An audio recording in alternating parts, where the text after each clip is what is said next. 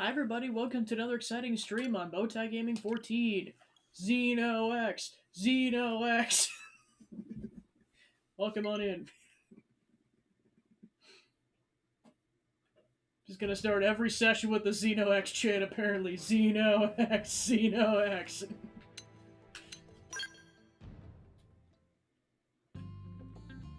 Alright, so last we left off, we had just started Chapter 3 and Nelson's team had gone missing, so time to go find him. Temenos is on the case. Oh yeah, first I was gonna go to Armory Alley to see if I could buy anything. And then we're gonna go find Nelson.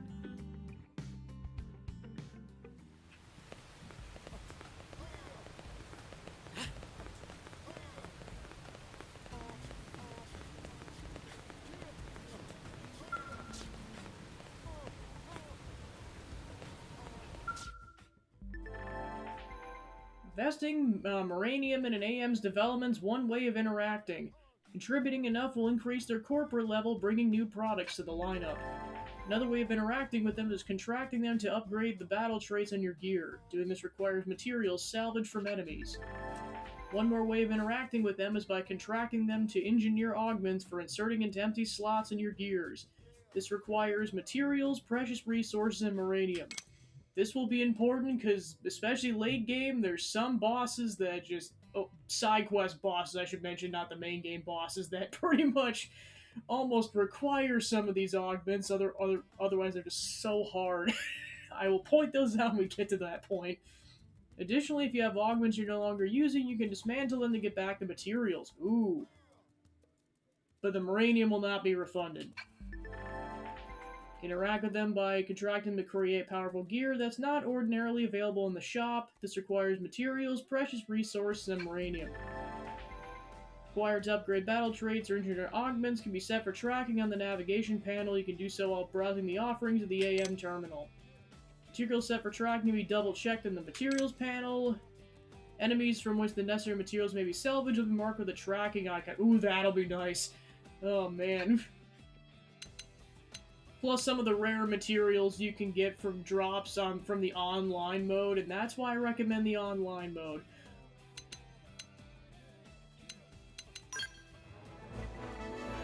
Alright, so we got two right out the gate. We got Sakuraba Industries, the central pillar of the Sakuraba Group conglomerate, which enjoys a reputation for excellent products. Sakuraba firearms exhibit remarkable stability and accuracy, qualities which faithfully exemplify the design ethos of their creators. And Granada Galactic Group. This new arm manufacturer is an avid investor in beam tech research. Its best sellers are weapons that emphasize quick cooldowns and protective wear that offers high beam resistance. And then just by using their gear, we were able to kind of level them up a little bit. Alright, so headed by Dan Sakuraba, and this is headed by Carmela Selena.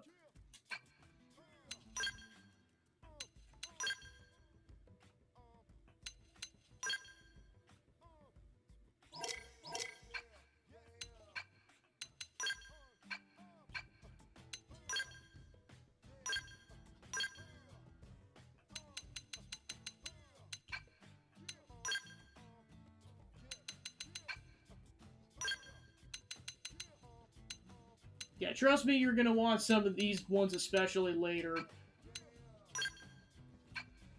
Yeah, enemy exploits is nice when you're trying to get materials.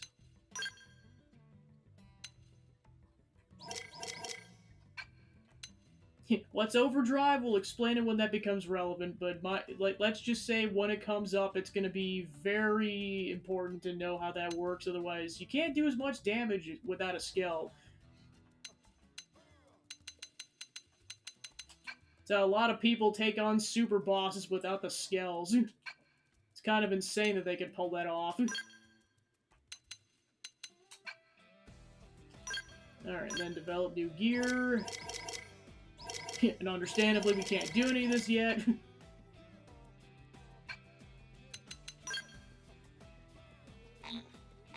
Yeah, of course we don't have any moranium because we haven't sent any probes yet.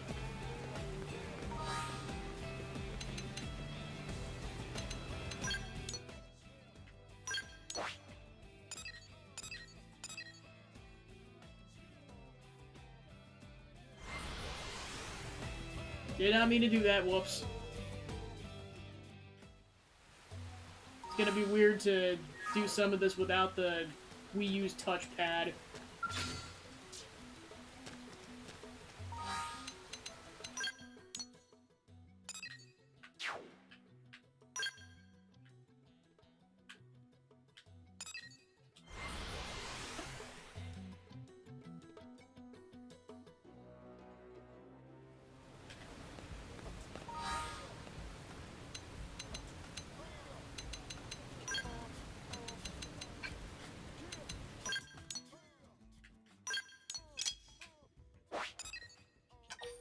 Okay, so that's how you set it. You have to switch to the Frontier Nav tab, and then you can set those.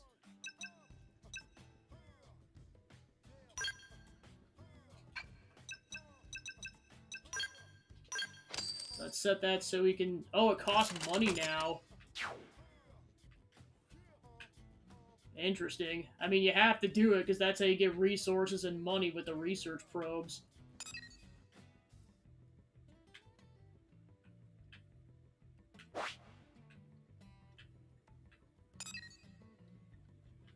Alright, then we can hold 6,000 Meridium for now.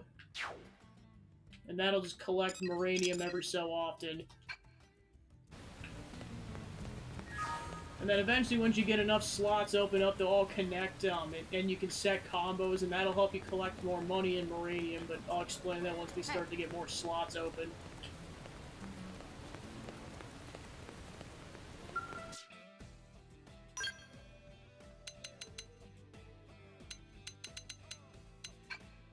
Probably won't mess with Temenos' weapons too much because he's about to change classes.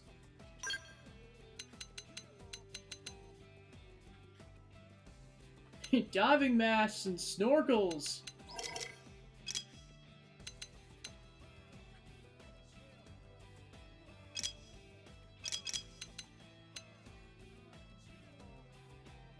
It's like, we get some of these for free anyway, so I'm not gonna bother buying them right now.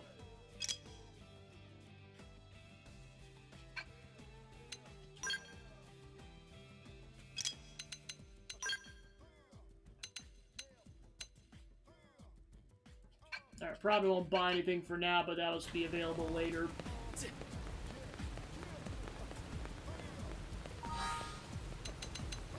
Plus, I know there's some side quests available, but I'm going to prioritize Chapter 3 before we delve into anything else.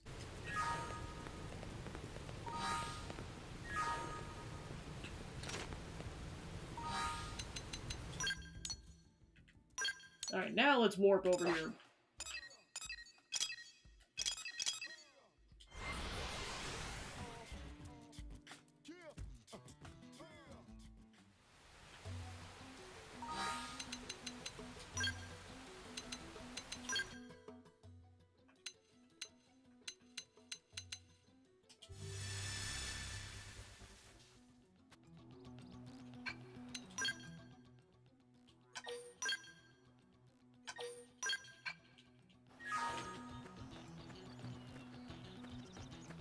Alright, off we go!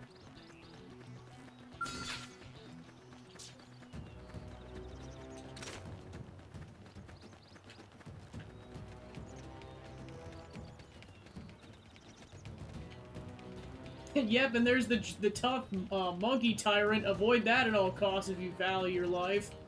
Because level 81, that game is a super boss in this game. So yeah, avoid that sucker like the plague at this stage.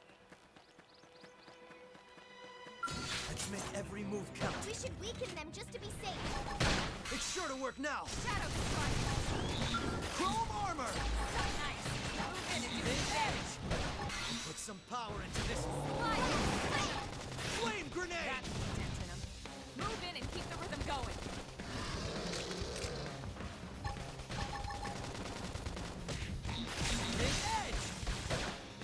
Oh, that's cool. It actually blinks red when you don't have enough TP, so it actually is like, yeah, don't even bother. Just we're telling you right now you can't use this. Shadow Strike. And I'm dead again. Hit him again for me. But I feel like they have more of a shot at killing him in time because there's two of them. Early bird. That's intense in 'em.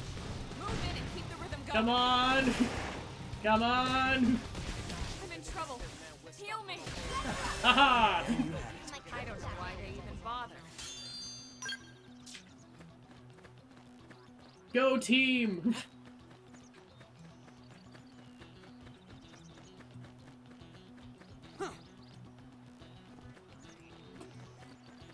Get some collectibles while we're walking around.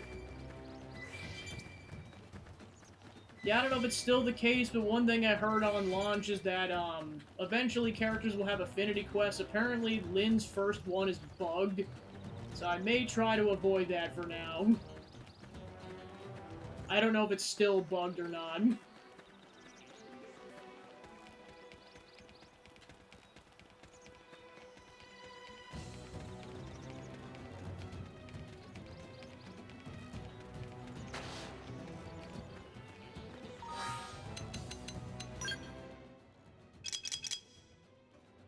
Okay, recommended level 9, so I should probably try to get Temenos at least up to level 9 before we try to tackle the boss.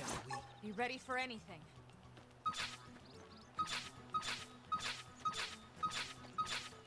So many enemies.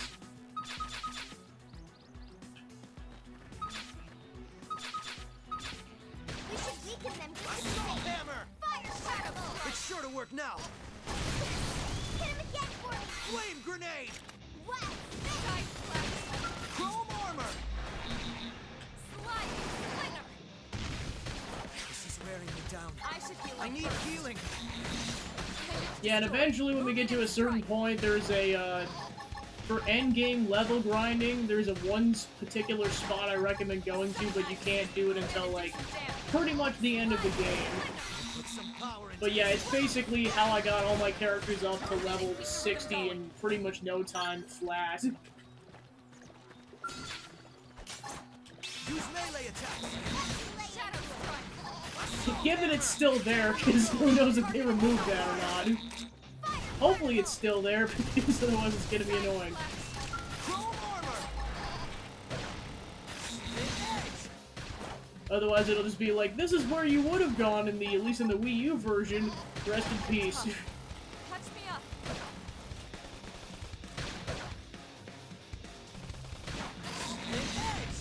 This is wearing me down.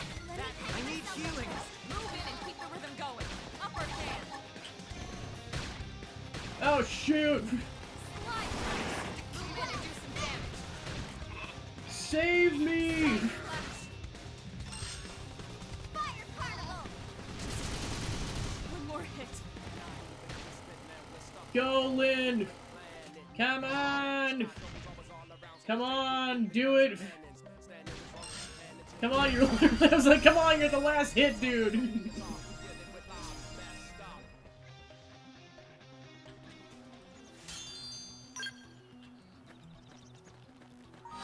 Alright, I think that means Temenos is at level 10, which means we can upgrade his class.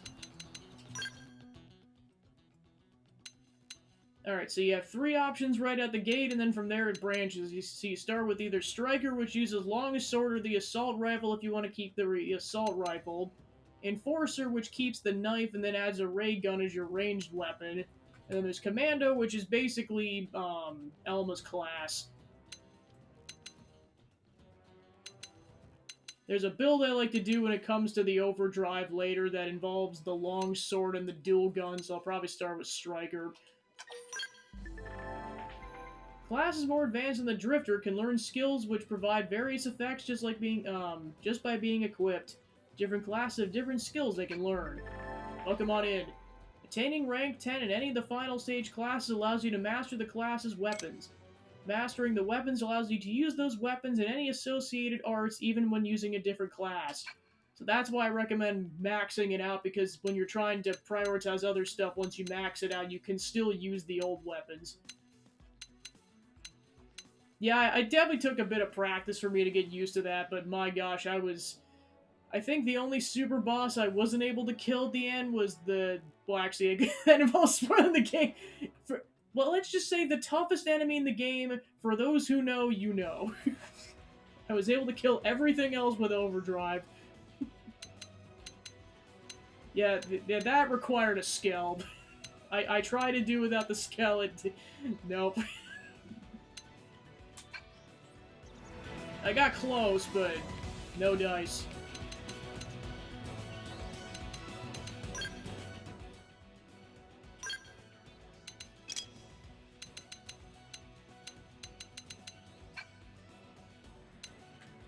Alright, so now he's got a long sword.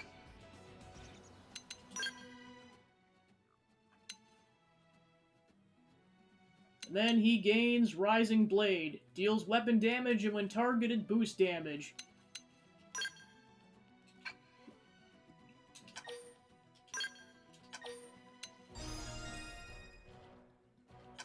I appreciate that it's not an upgrade right out the gate because then there's not an accidental button press.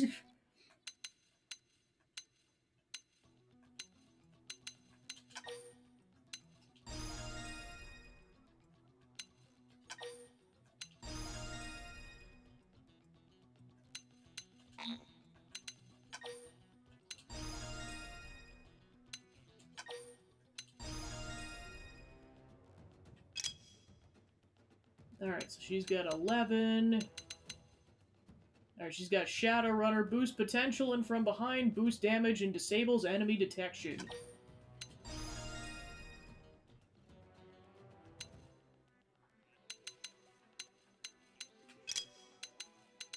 There, and then she's got Trash Talk, inflicts taunt with morale, boost TP.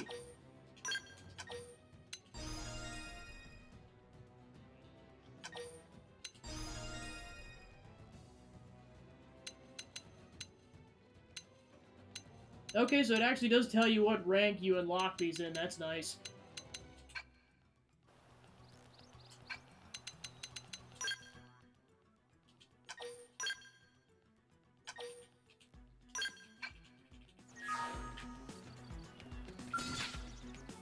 Alright, back to level grinding. Shall we? You engage him. Lay down some fire for fire. Rising flame! We're in a good position. Watch me Move in! Move in and do some Flame damage. grenade! Like, you don't have to do this, but trust me, it makes it less of a pain in the butt. Rising flame! We're in a good position. Move in! Use an aura. Get control of the battle. I would if I had one. Slide. Trash chuck. Trash shadow strike. Rising flame! Side slash. Flame Upper grenade! hand. Fire carnival. Slide. Can't let this new Touch strength me up. distract me. Level up. Acquired Agile Gunslinger.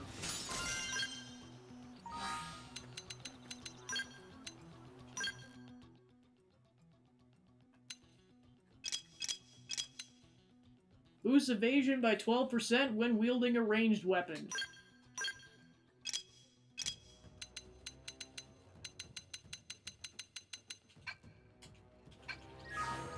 Yeah, I know, it's like... Let's just start putting in the ones from Baldur's Gate. You sovereign of shit. Wear them down from a distance. Lynn, when did you get a potty mouth? This is what happens when you're at war, Alma. Things change. Assault hammer! Side But you're 13, though. Rising flame! cover fire. I mean, I heard Doug say a swear. Okay, point taken. Slide. Slinger. Screaming edge. Rising flame! We're in a good position. Move in! Side slash. Move in and do some damage. Stay away, Dino. Stay away. Slide. Because that one in particular is a tyrant. He thought they were bad under normal circumstances. That thing stayed the heck away from the party. Nice work.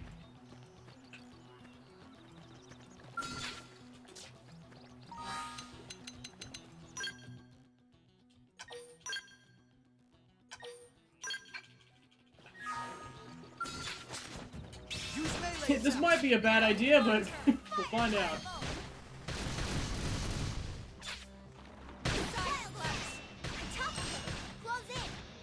Yeah, it'll be interesting to kind of see all the rest of it. I did see that particular video and I recommended. I was like, no, stay away, Satan. Assault hammer! Because someone who, I think posted it was, or kind of reposted it was like, This contains late game spoilers, and it's like, nope, stay away. Move in. Stay away, foul demon. Shadow strike. Oh yeah, I'm more so worried about him getting his cohorts together and then it turns into a mess. It's all about the reinforcements. I swear that's how it always goes in these games. Okay, I'll probably still personally wait. Let's make every move count. Be ready for anything. Shadow strike. Assault hammer. Rising blade. We're in a good position. Now, Move my in. turn. Flame grenade. Yeah, I'm definitely glad I did that for Octopath 2, where I waited before I, like, really sought out anything on YouTube. Because, first that time I actually started to listen to the soundtrack off screen, there was immediately a spoiler for the final boss, and I was Move in like, and do some damage. of course that's how this goes. Rising blade. Flame grenade. Upper hand. So yeah, like, especially for that game, but I guess, like, certain games like that in general, it's like, yeah, tread YouTube carefully if you want to avoid spoilers. Blade. We're in a good position. Move in. Leave this to me. Because not everyone's as kind to some people who are like, spoilers, and then they'll tab down like 20 times so there's no way you'd actually see the content. Some power into this one. Some people are just like, no, screw it, I'm just gonna post it right here, and I'm like, gosh darn it. No quitting allowed. Yeah, and that's also the nice part with TP is that you can, with 1,000 you can bring somebody back to life. Through on anything. We'll run with this. Side slash. Slide. Splinter. Rising blade. Lynn, I'll get to it eventually. Destroy. Move in and strike. Put some power into this one. Upper Should be able to bring Lynn back now, or never mind, it's 3,000. side slash. Sorry, Lynn. Rising. Shadow. I'm not going to make it. I should Flame be up grenade. first. Shadow strike. Don't trigger the other one for the love of everything. 'Cause yeah, there's some attacks that trigger the subordinates. And that's lots of fun. Put some power into this one. I don't Side like slash. Yeah, defensive stance for the love of everything. And we're dead. Yeah, I'm just gonna do that.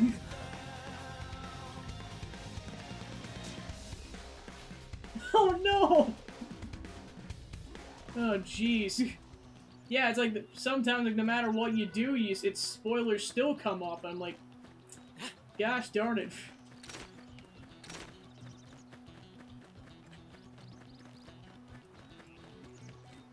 Yeah, I'm honestly, surprised and also glad that no spoilers came up the entire time I was playing Octopath 2, because I thought the game would have gotten spoiled at some point, but no, just Destiny was like, we're just gonna spoil it once you've seen everything. I'm like, okay, cool.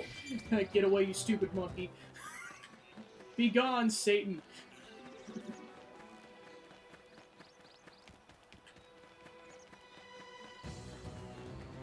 It's like, I could fight you, but why?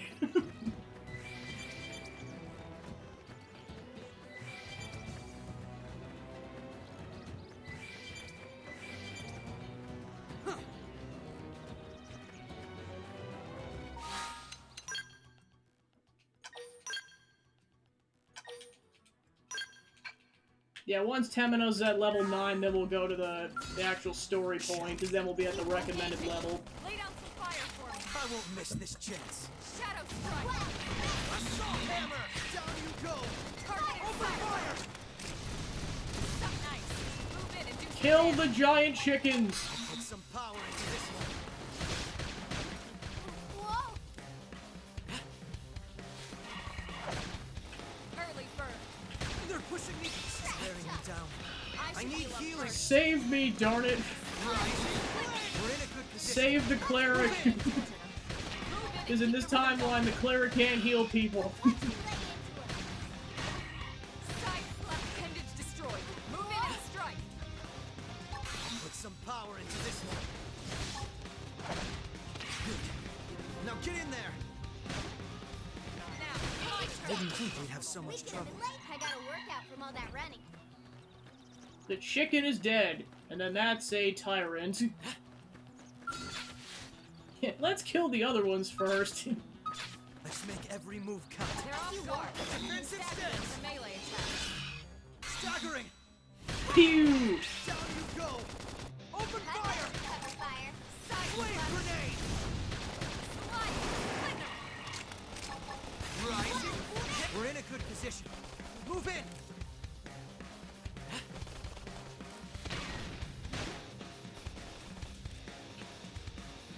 Take it down.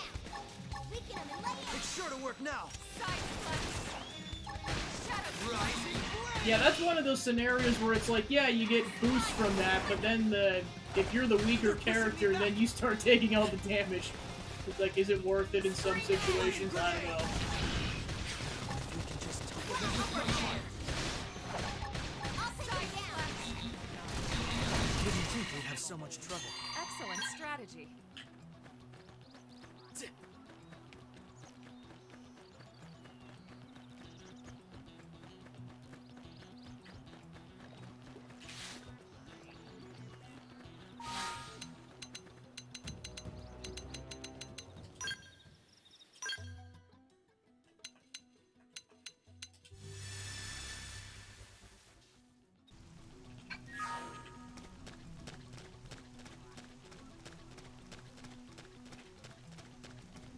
Time to fight more chickens. Look at all those chickens.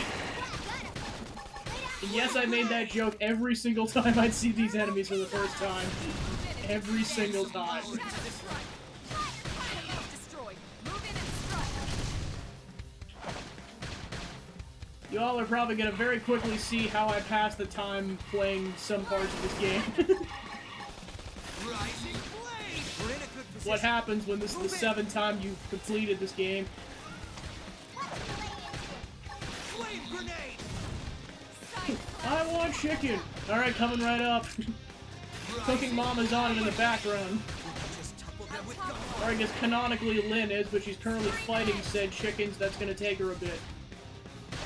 Shadow strike. I can't let this new strength distract me. Alright, so that at least gets Temenos up to level 9, so now let's go to the story objective. I was gonna say... Yeah, who's Tatsu? We'll find out.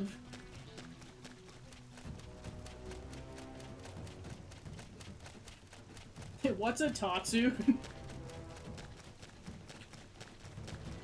I'm purposely playing dumb for the viewers. It's like, how do I explain this?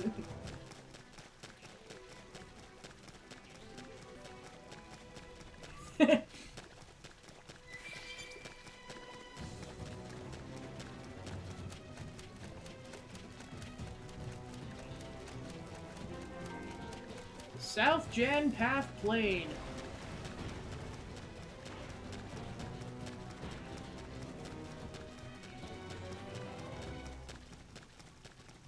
Yeah, some of these are actually enemies, so be careful.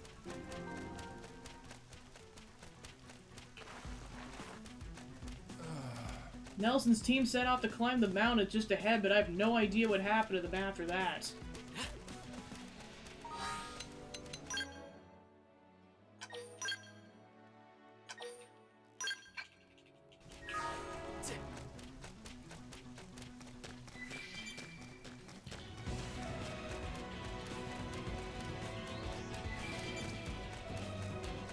Oh yeah, I forgot. I think I just briefly saw that on Blue Sky, and I was like, oh right, that's tomorrow. Kinda out of nowhere. Yeah, it should be interesting, because, I mean, I'm guessing that's probably where they'll explain, like, most, if not all, the remaining projects for Switch 1. Flame grenade. It'll be interesting to see what's left. Because I knew there was definitely going to be some stuff, like I think Metroid Prime 4 was like the only thing I knew about, and that's given they're porting it to Switch 1. Victory is ours. Skills and arts. You have to be like this. We're getting accosted by plants. No! Alright, so now we got Power Drive. Grants supercharging, grants total evasion during execution. Rising blade! Shadow one. Upper hand. Slide. Rising blade! We're in a good position. Now it's Move my in. turn. I'll get used to the fact that Robbie Damon's a voice in this game eventually, but it's just... it's kind of just like, it's kind of a trip. Rising blade! Yeah, and for what people were able to gather, I think he was, like, a voice in the original one, so, like, this officially predates Persona 5 then. So that just must have been a trip for people who probably heard that voice and they're like, wait a minute, why is Akechi going psycho? What? Would have been interesting to kind of be on the flip side of that.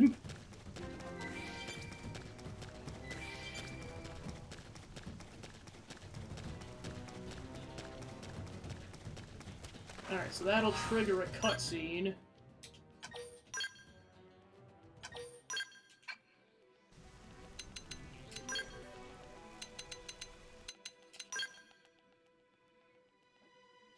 Yeah, we definitely got some other stuff with the Collectopedia.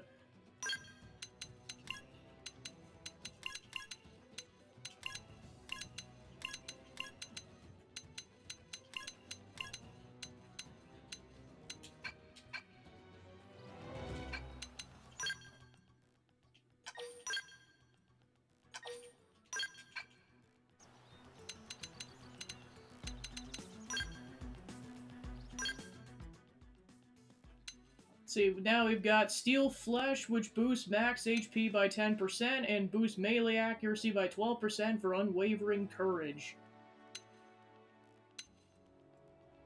Yeah, we can only do one right now. Let's see.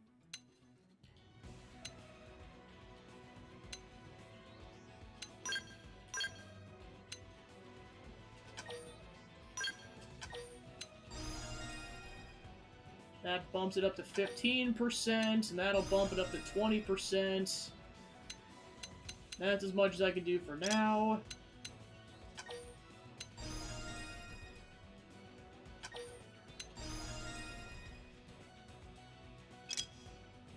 And Lynn currently has nothing.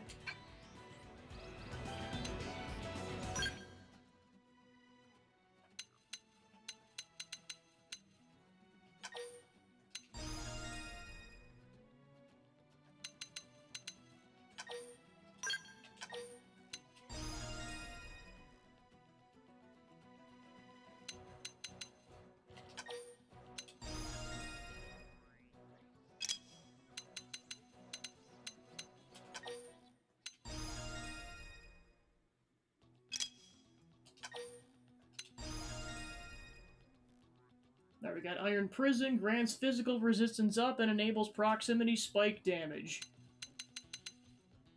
And Thermal Payload, deals thermal damage and versus toppled targets boosts damage.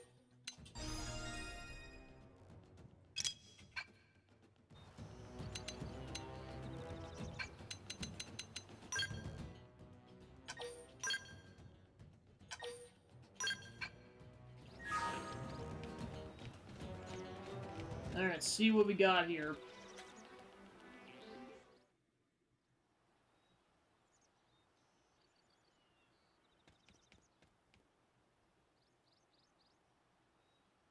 Damn. I knew we would have heard from them by now. It was definitely fighting something. But this damage, it's not the usual claw or bite marks. No signs of the team. If they were eaten, we'd know it.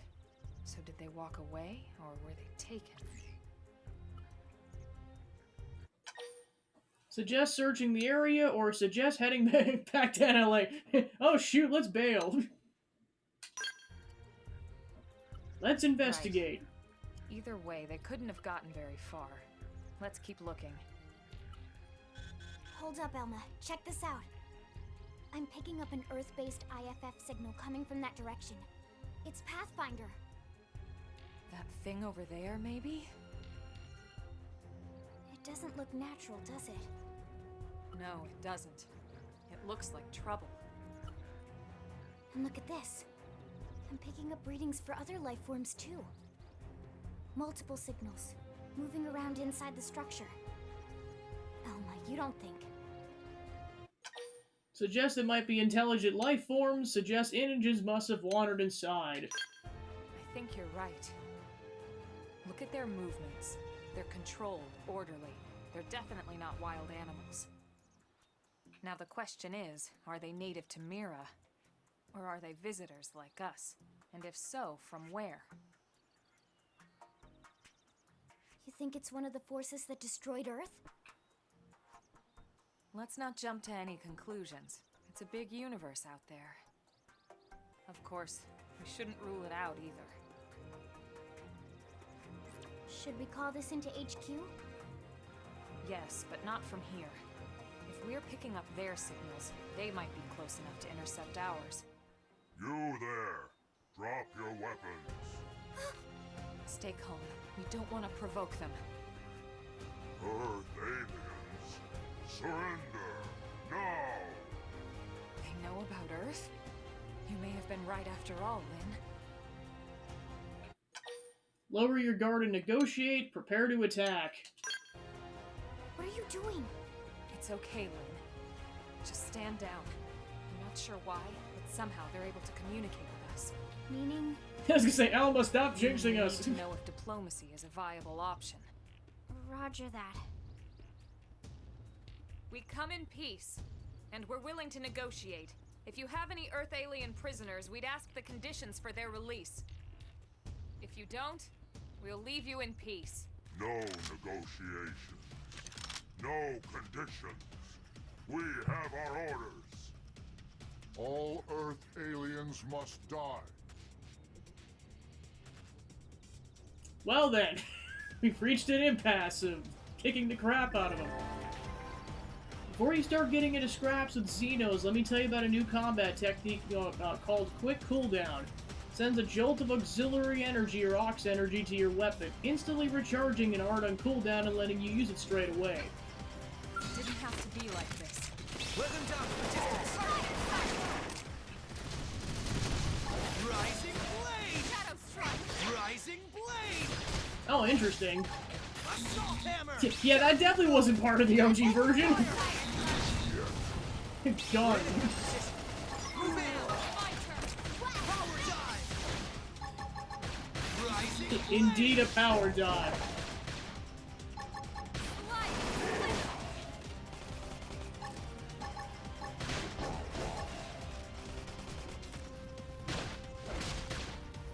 Rising blade. We're in a good position. Move in. Rising blade. Not possible. So much for So yeah, if you want the diplomacy. OG experience, don't What's use the that. deal with wanting us all dead anyway? Yeah, I wonder. They did mention they were following orders. Maybe someone higher up their chain of command would be willing to negotiate. You can store more of the auxiliary energy that's needed to use quick cooldowns by obtaining energy chips. You'll get them as rewards for raising the survey rate of Mira, so that's another reason to keep at it. Yeah, so that's overall a new mechanic.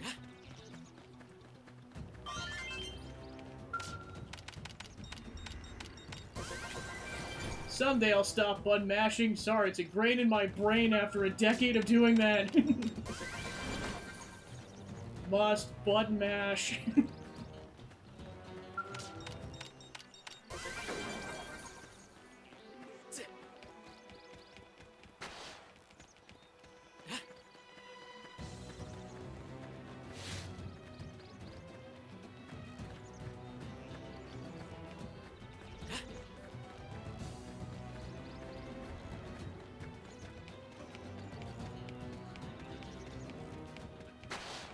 Alright, so our goal is their base. Or specifically, the center of their base.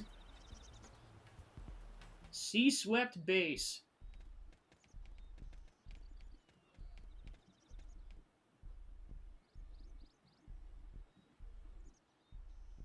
Lynn, can you give us an approximate location for that IFF signal? Let's see.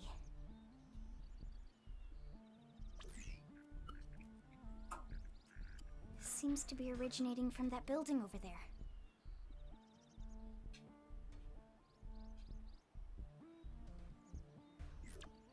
Then we'd better get moving. There's no time to lose.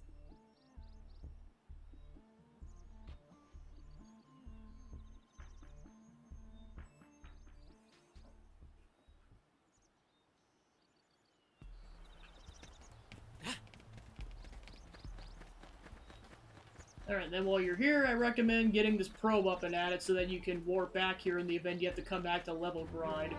But of course it's surrounded by 2 soldiers, so you pretty much have to kill them first unless you get lucky.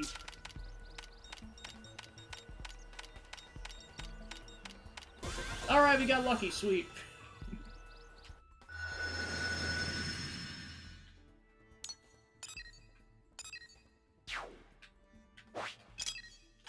Alright, let's set another mining probe.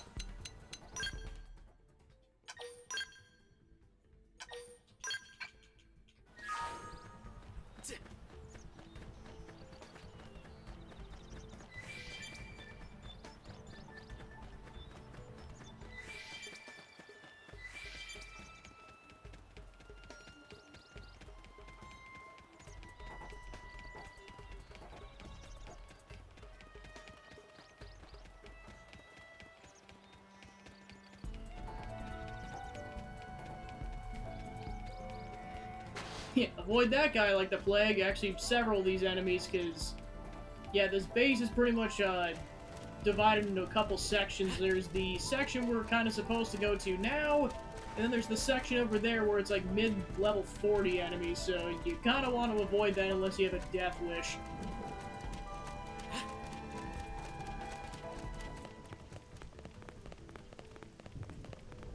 As you wish. It's like, you can go over there, I won't stop you, but just know you might die. Rising blade!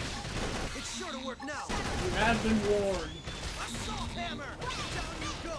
Open fire! Finish yet. Flame grenade!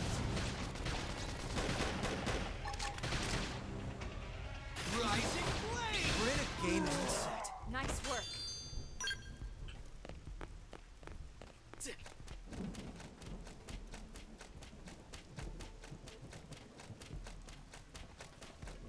What? They've seen us. They're on board. Stagger them with a melee. Staggering! We're in a good position. Move in! Assault hammer! Flame grenade! Slice! Flame grenade! Side slash! Put some power into this one. Rising blade! Nora, get control of the battle! Wow, this is kind of broken. I mean, at least with the TP ones, you're limited on how much TP you got, but my gosh. And drive them back. Rising blade! Sorry. I can't seem to get I'll fired run up. with this. Scream edge! Hostile neutralized. Switch to close range combat. Watch me go! Shadow strike! Now get in there! Yeah, of course, once it runs out, you gotta wait, but Sorry. Flame you can just grenade! go nuts right off the bat if you want to. And they're pushing me back! Side slash! Thank you. And they're pushing me back! Sliding! Like a Punch first. Ask questions later. Put some power into this one. melee attack! Iron Fist. Fire Carnival. Flame grenade! Rising blade!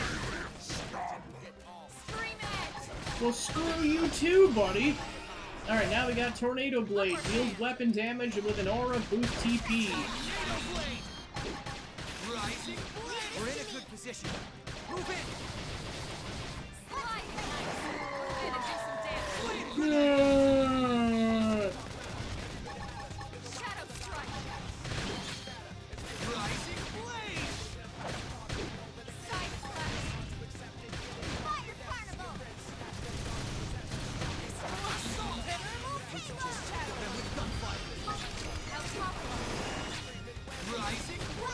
so many dead pigs. Put some power into this. Flame grenade!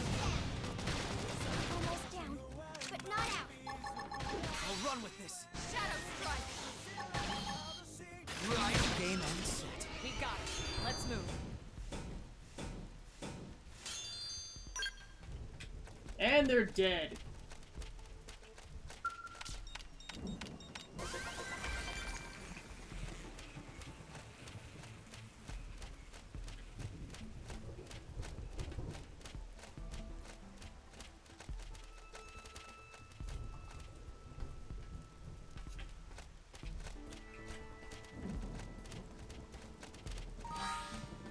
Alright, then up ahead we got their robots.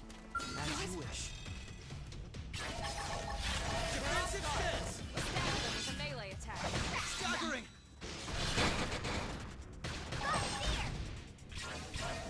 Sliding thunder. Get your Rising blade! I'll run with this. Extreme edge. It's time. Flame grenade! Got him. Lay down some cover fire. Upper hand. All this experience just serves to make me stronger. Move in and do some damage. Shadow strike. Slide. Tornado blade! Rising blade! Shadow run. Side slash. Flame grenade! Upper hand. Defensive stance! Carnival. Rising blade! Slide. Rising blade! Rising blade! Reminds me of that one joke from D&D where you're the fighter class, like, you attack him how many times? Open fire! That's what that feels like. Victory is ours. Nice work.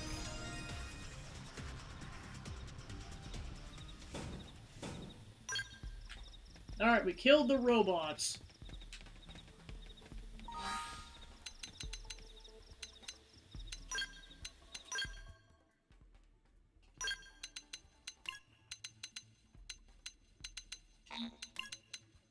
Alright, we got 2 more of those.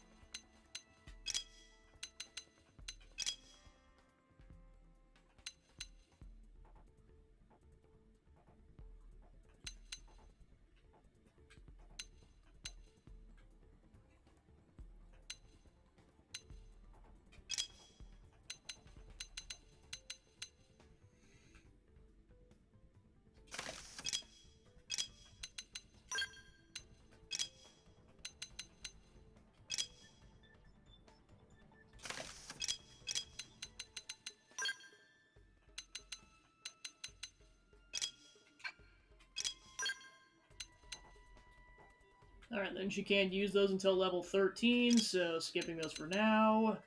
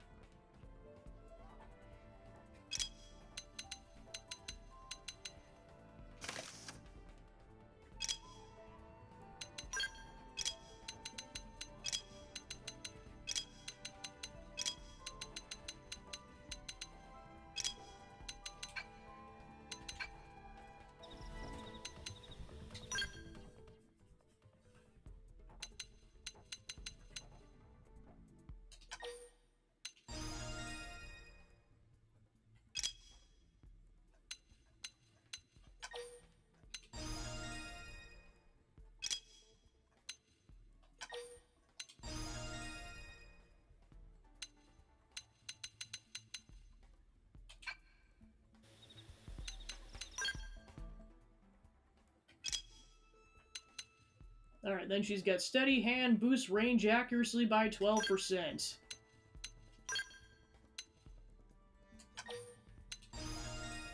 Which has now been bumped up to 14%.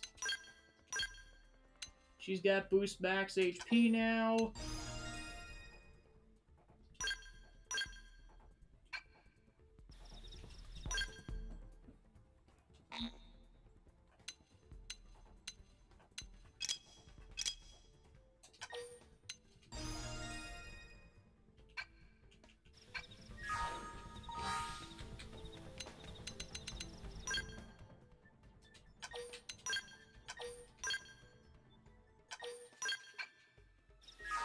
Alright.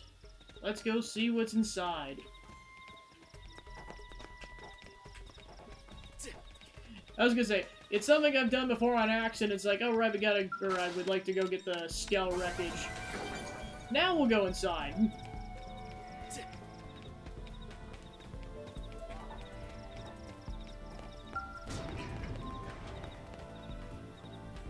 Yikes.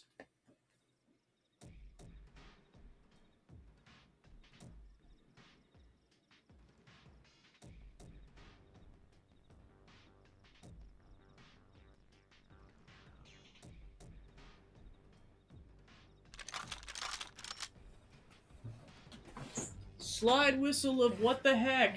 Dead. Why would you do that? Killed them all. Why would you do that? Cold blood.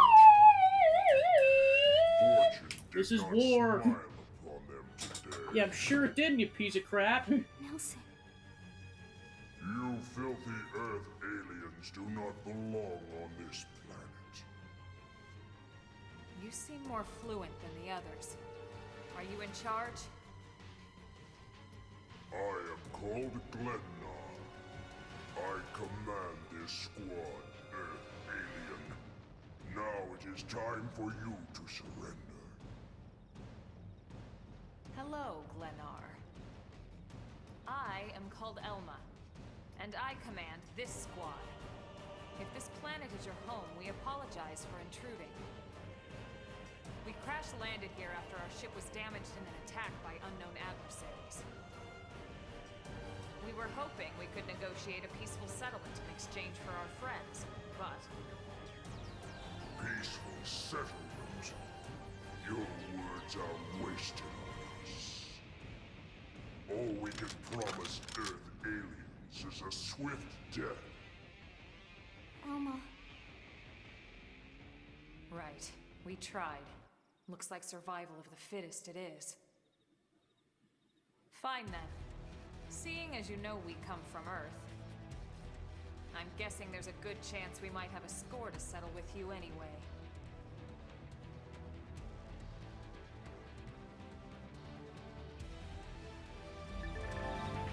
Tension points are mostly accrued by using auto attacks and can be expanded to perform certain special actions. These arts have powerful effects and they tend to cost 1,000 apiece. And then you can revive people at 3,000. When reviving, a green circle will appear. Press B at the right time to boost the healing provided to the ally being revived. Perfect restores 80% and grants 1,000 TP. Good restores 80% of HP and failed restores 30%. One of your allies has 3,000 stored up. They can expend it to help. Yeah, basically saying that again. Under certain circumstances, an orange circle may appear in the center of the screen while you're engaging in battle. This is called the Soul Challenge. Press B with the correct timing to succeed in the challenge and issue a soul voice from the controlled character, restoring some of the party's HP, gaining a level of morale, and more. If you press it at exactly the right moment, you'll see a perfect, which will additionally restore some TP. The party's morale is measured by a gauge which rises one level each time you succeed in a soul challenge. At higher morale levels, soul voices are more frequent and TP bonus you get for perfect soul challenges increases. On the other hand, be aware that as your morale level increases, the soul challenges will get more difficult to hit perfectly. It didn't have to be like this. We should weaken them. I was gonna say, I think that was the perfect quote to go into that. It didn't have to be like this. Melee attack! Defensive stance! Put some power into this one. We're in a good position. Move in! Nice. Move in It's and do time. some damage. Yeah, like other RPGs, I recommend taking out the subordinates first. Then you got less people firing at you. I'll make sure to leave a dent. We're in a good position.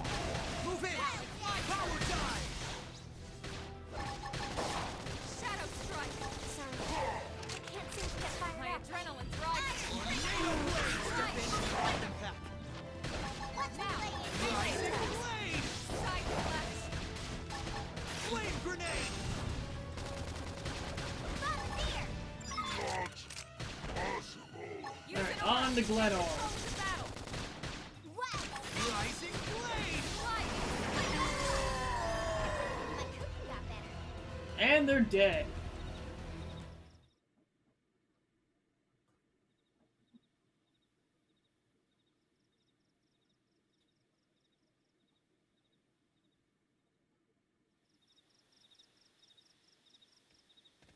don't get it. Why would they be so bent on killing all humans? Who can say? Whatever the reason, this is dire news. We should let the others know ASAP. Let's call it in and head back to HQ for a full debrief. Roger that. And here I just started to hope we'd finally escaped all this. Escape! Yes, escape! Tatsu also want escape! Friends! Friends, don't leave Tatsu trapped! More Xenos? What should we do? Stay back, Lynn. What do you think, Rook? Open the crate, or suggest leaving the crate as is. I'll open the crate, it's fine. If I die, it's Elma's fault.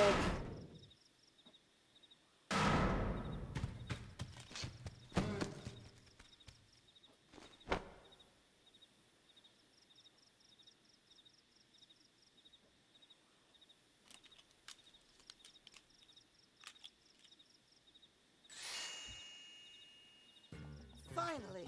Dance of freedom! Tatsu thanks you! Interesting. One of the vegetables is sentient. Talking potato. Huh. I wonder if it tastes different too.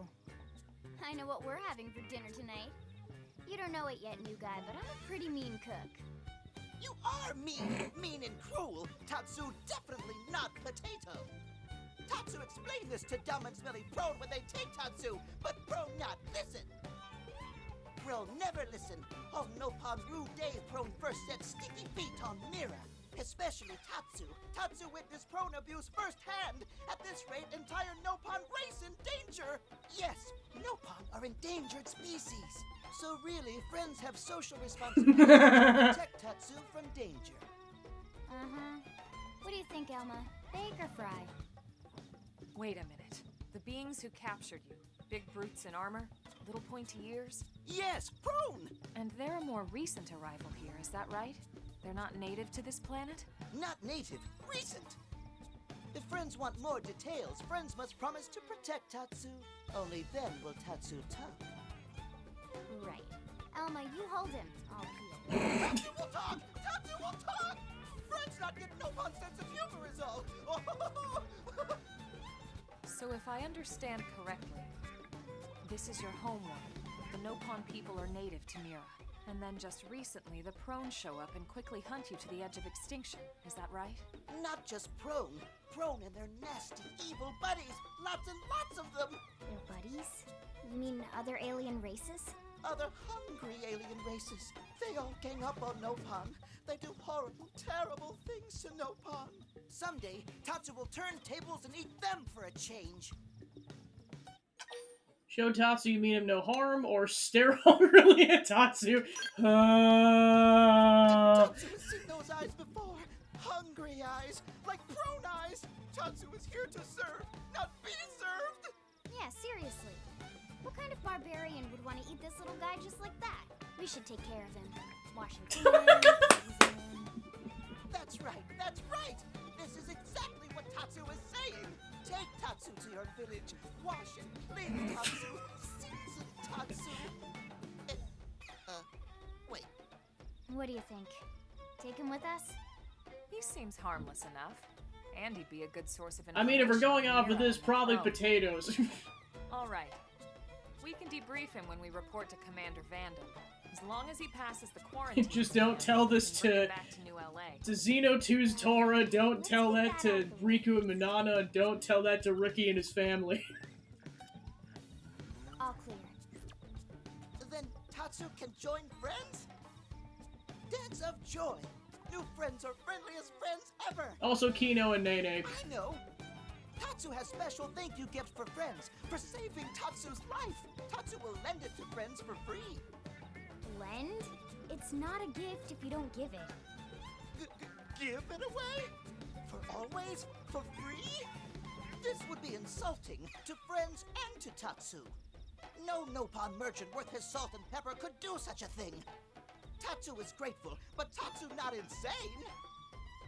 What? It's insane to think if someone saves your life, you might actually show them some real... And he's not even listening. Friend, do you ever get lost? Tired of bulky maps and flawed memory? Tell Tatsu there's gotta be a better way, that not all who wander are lost. Friend Just jokes ruined with his Tatsu. sales pitch. Joke funny now, but joke not so funny when friend wander into Loafenville Lake on accident.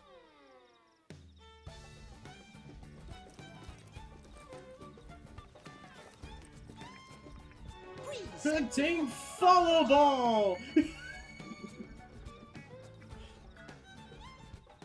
Follow Ball is #1 ultimate best super secret must-have Nopon item. If friends get lost out in wild, friends just follow Ball of Light to safety. And now it's yours, for free, to borrow. For now, anyway. Really? Follow Ball? That's the best name you could come up with for a super special thing? What would friend prefer? Ba-da-da-da, Fancy you name got the no one follow understands ball. So friend can feel smart? Now, time for Nopon Dance of Generosity. Time for one of many Tatsu I dances. don't know. Is that thing really gonna be all that useful? What if it's a trap, or boom, it just blows up in our faces? Ah yes, that reminds Tatsu. If Follow Ball get damaged, Tatsu need to charge friends full price, plus restock fee. So much for Dance of Generosity. Yeah, luckily you can't destroy that thing. Because they definitely set it up like you can on accident. Oh gosh. That's gonna be... There's a certain side quest that involves lobsters, and when I get to that point we'll talk about it, but my gosh, it's like one of the most infamous quests in this whole game. Before using Follow Ball, select mission friend want guidance for. Follow Ball is super convenient, no pun treasure, but also total junk if no mission selected. Oh, and Follow Ball sometimes get lost, so try to go easy on Follow Ball. They're pretty smart for the most part. And that'll lead you to wherever your objective is. And you can just spam it as many times as you want.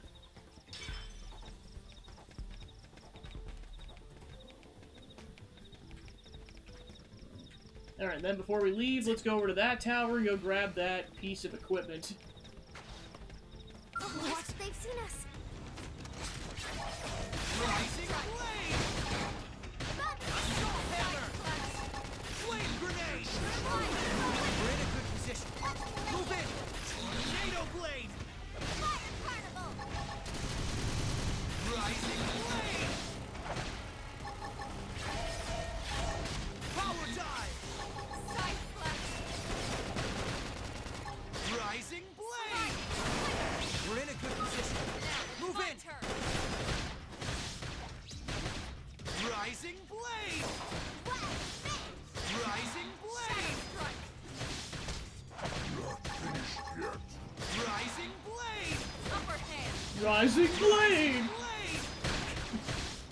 We're in a good position. Move in! Lay into it! Rising Slinger. Blade! Melee attack! Side Flash! Put some power into the game reset. We got it. Let's move.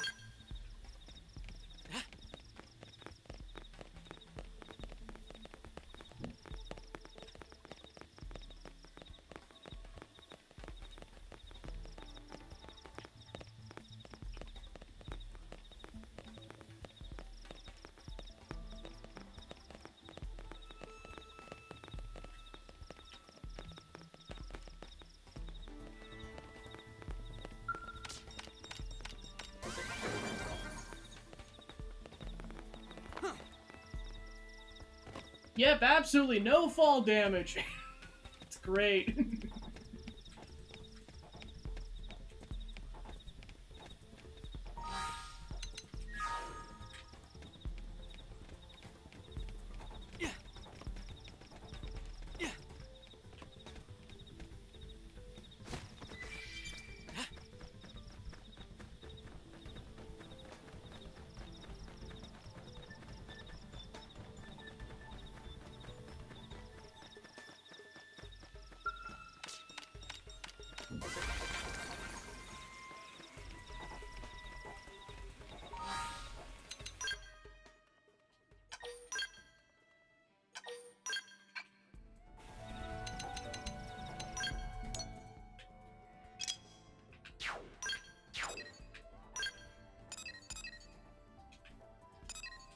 Alright, back to the barracks.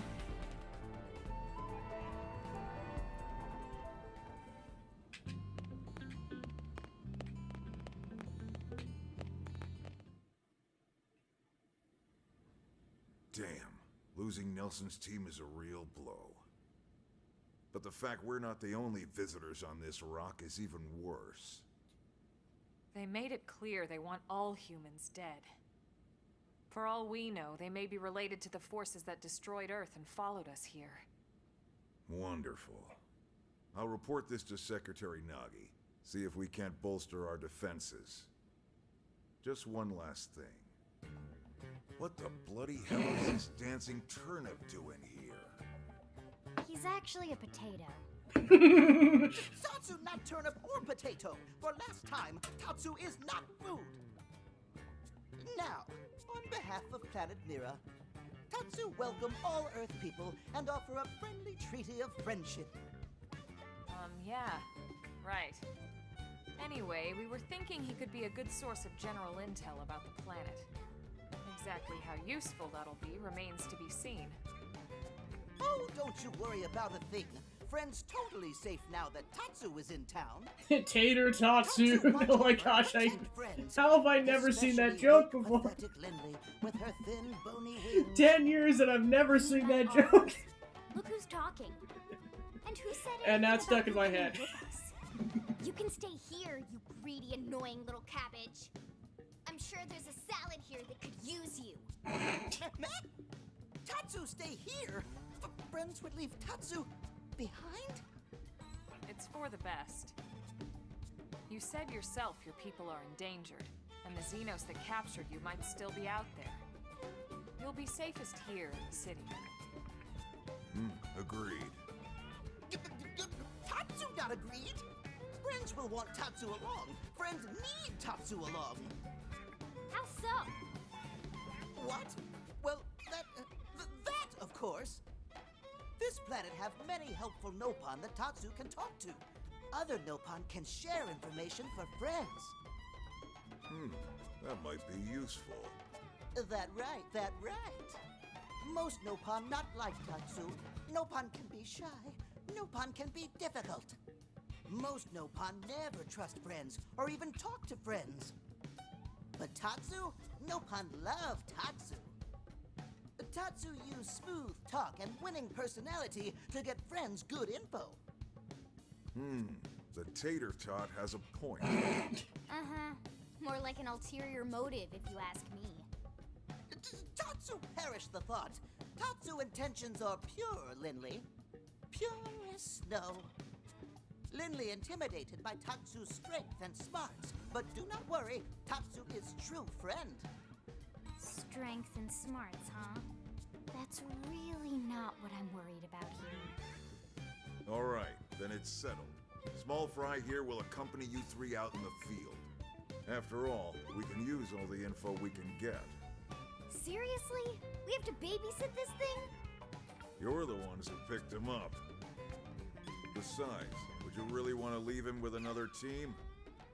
Maybe not. Unless we were invited to the meal, I mean. What the heck, See? Lindley? Already getting along like peas and carrots.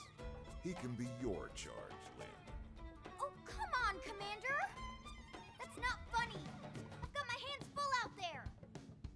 He's like, woohoo! Back me up here, would you, Elma? I'm sure Elma has no objections. Right. As you say, Commander. Done and done. Welcome to Blade, Tater. We'll be counting on you. Yes, sir! And it's Tatsu. Oh, one thing Tatsu forgot to mention. Nopon are pacifists, so friends need to defend Tatsu, keep extra super safe in any battle. Tatsu VIP diplomat, after all. And why am I not surprised? So much for him watching over and As protecting they us. stick him in the air fryer. So yeah, he's basically, like, just so that you're aware right out the gate, he's the only Nopon in this entire franchise that's noteworthy that doesn't fight. Ever.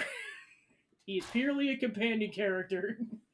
I'm just dashing your hopes right now.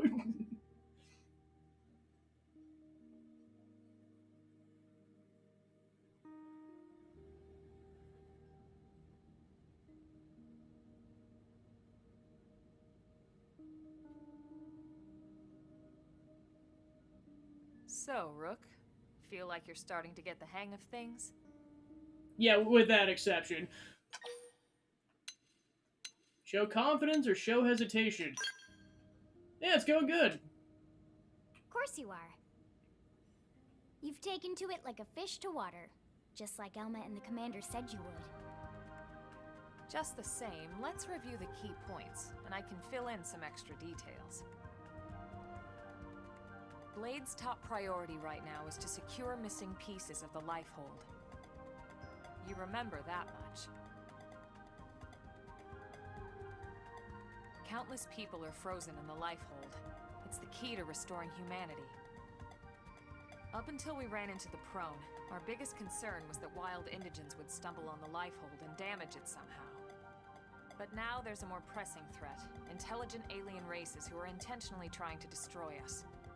So, our search has new urgency. We need to find and retrieve all of the Lifehold ASAP.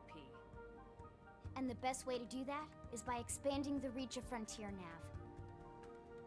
The more probes we can install, the wider we can scan, and the faster we can find bits of the Lifehold.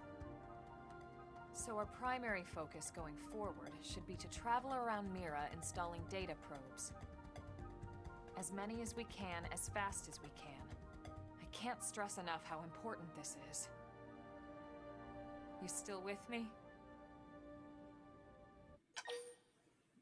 Sure, Elma, you understand? Look confused. Good. Then let's move on to the other pressing threat that Blade has to deal with. Hostile indigents.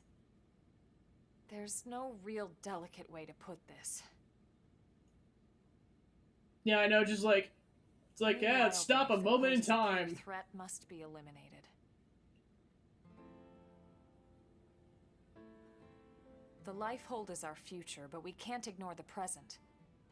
We still have our duty to keep New LA safe. And sometimes that duty requires enacting coordinated strikes to solve problems before they can do real harm. We're the newcomers here, it's true. And they're usually just out to defend their territory. But sometimes it really is them or us. And we have to make sure it's us. Don't get me wrong. It's not like we run out there and light up anything that moves. Only Blade HQ can choose targets, and they tend to keep them strictly to creatures that pose a significant threat to our survival. In order to contribute to this cause, operatives are asked to form into squads to take on special missions. These squad missions, as we call them, don't get posted to mission control like your other, more typical assignments. Rather, HQ transmits the details directly to all of us at the same time. Basically, they want as many people to know about them ASAP, so they can be taken care of ASAP. I'm sure you can imagine, but these missions aren't your run-of-the-mill little fetch quests. It's not the kind of stuff just one or two Blades could handle on their own. That's why squads can have as many as 32 members. So yeah, this is online mode they're talking about. And it's why we ask members to sign up to a squad beforehand. We can't have Blades playing musical chairs whenever this kind of emergency hits us. But just remember, squad missions are not mandatory. You don't have to drop everything you're doing just to take one on. HQ has no way of knowing what every Blade is up to when these missions arise. If you're busy with something else, they'll understand.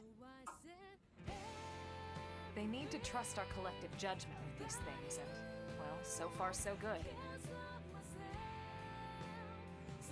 And I think that about covers the basics, right? Search for the missing pieces of the Lifehold. Install data probes to expand Frontier Nav. And take on squad missions when you can to keep us safe. Got all that?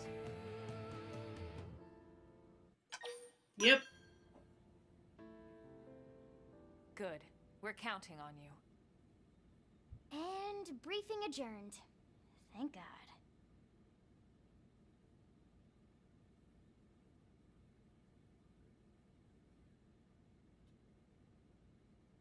Alright, well, it's getting pretty late, isn't it? Yeah, let's call it a Yeah, I was night. gonna say, it's like, what were we saying, Elma? Elma's just like, Tatsu's oh, so for Pete's excited, sake. sleeping real bad. And yes, I learned that one from fandom. Lily can show Tatsu to his room now. Oh, your room is right over there. Oh, Ah, the perfect fridge time for suite. Tatsu. Wait, what? Tatsu know what that is. That refrigerator. We'll go in there to cool off. I guess you are smarter than you look. Well, Tatsu not want to brag, but Darn! wait a minute. Tatsu see what Lily did there.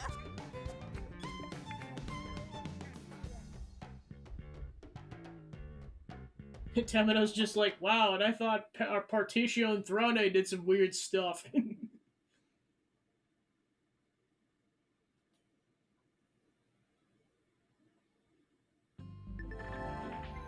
At last, your Blade adventure begins! Main story missions can be undertaken via the Blade Barracks, but remember they come with specific requirements like level and survey rate. Good luck, we're counting on you to find pieces of the life home. Once you hit class rank 10, you might want to think about changing classes. Moving from Drifter to a higher class will allow you to use skills. Oh, and remember, you can change class anytime, so don't be afraid to try something new. You're a Blade now. That implies great responsibility, but also great freedom. And though some assignments require specific party members, who you take into battle is generally up to you. Naturally, you can call on Lynn or myself anytime you'd like. The survey rate indicates the progress you've made in exploring each region and may a requirement for accepting missions. To raise the survey rate, install data probes and conduct segment recon. Raising the survey rates to certain milestones will grant you neat rewards. Affinity expresses your closeness to your allies spanning 5 levels. As the affinity level increases, you may unlock special affinity mission and heart-to-hearts. Affinity grows gradually as you make dialogue choices your allies agree with, complete missions, respond to soul voice prompts, and more. Online modes required to join a squad. You need Switch membership to do that.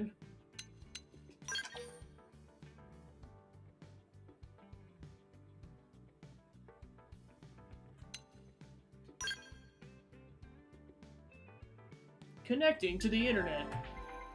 Joining a squad lets up to 32 blades link up and work in tandem. You can face missions together or scout other blades to help. Surely squads open up a whole new frontier of interaction. Squad tasks are small randomized objectives available when you're part of a squad which refresh every hour. Each task you complete will award you material tickets. You can check the status and time remaining for your current squad tasks in the Squad Task tab of the navigation panel. It'll mark your current task targets, work together with your squad mates to achieve them all. Missions. These tickets can be exchanged for various enemy materials. You can attain them by completing squad tasks or completing their survey rates.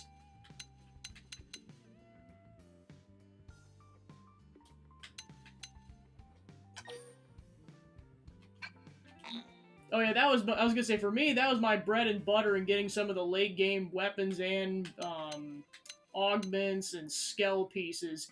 I did this a lot back in the day.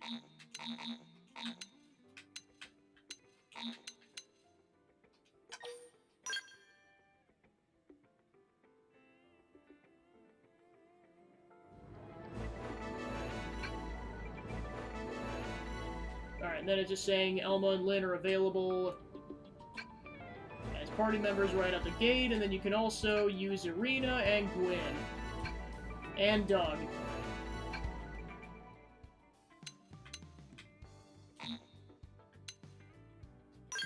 So yeah, Taminos can't leave the party. And then this tells you about characters that you can tentatively unlock pretty quickly. They're just not available immediately. But yeah, right out the gate, besides Elma and Lynn, you also get access to Irina, Gwyn, and Doug. And I recommend equipping at least one of them so you have a full party of 4.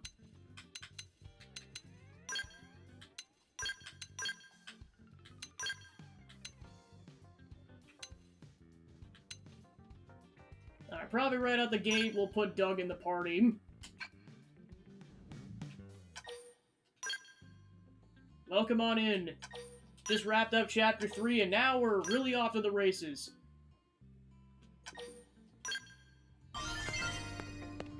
Segment in the commercial district's been updated, and in the Blade Barracks, and the Administrative District.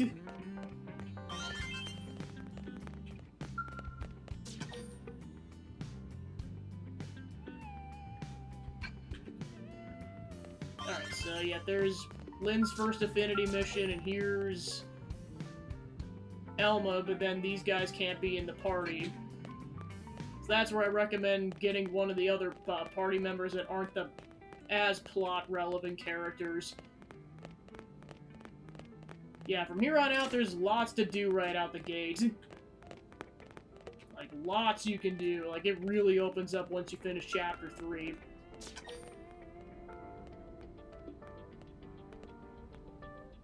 And then in order to, well, plus you have to explore the planet too, so you have to survey 15% of Primordia, and they recommend being at least level 15 to do Chapter 4.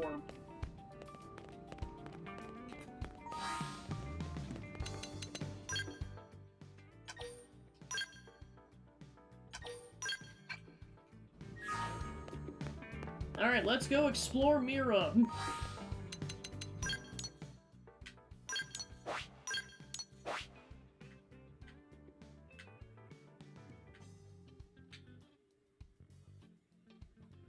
Alright, so initially the goals is going to be to get the foothold and at least Noctilum and Oblivia, and then go from there.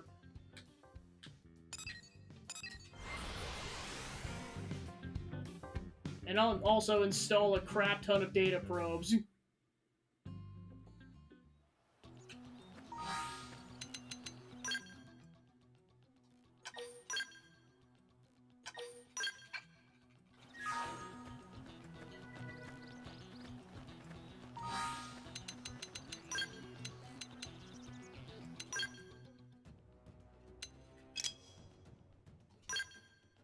Alright, so Doug's a blast fencer, so he gets access to essentially a lightsaber and a ray gun.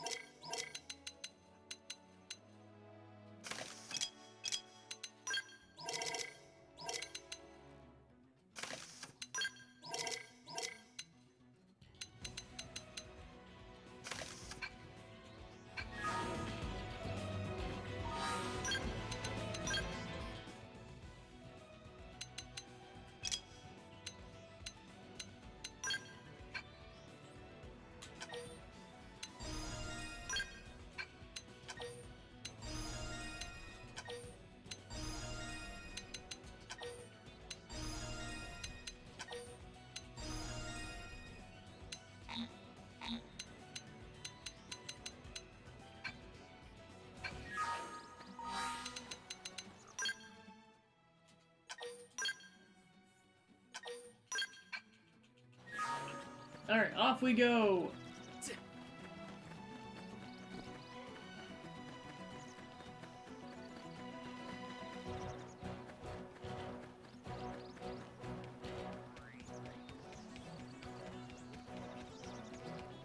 Off the party goes! Onwards! There's NPCs you can talk to. Get away from me, you stupid monkey. Crisis averted. Oh my gosh.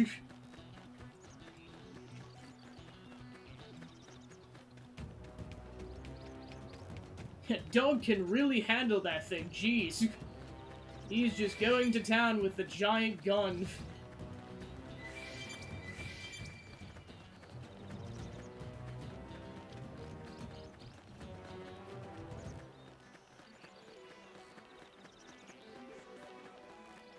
it actually tells you other people's achievements. Interesting. Be gone. Let's go fight the giant bugs. I mean, the small bugs, actually. Doug's like, I will murder all of you. What else do you expect from alternate universe Aldrich? It's time. Rising blade. We're in a good position. Move in. Put some power into this. Rising blade. I'll try to push them back. Rising blade. Rising blade. Rising blade.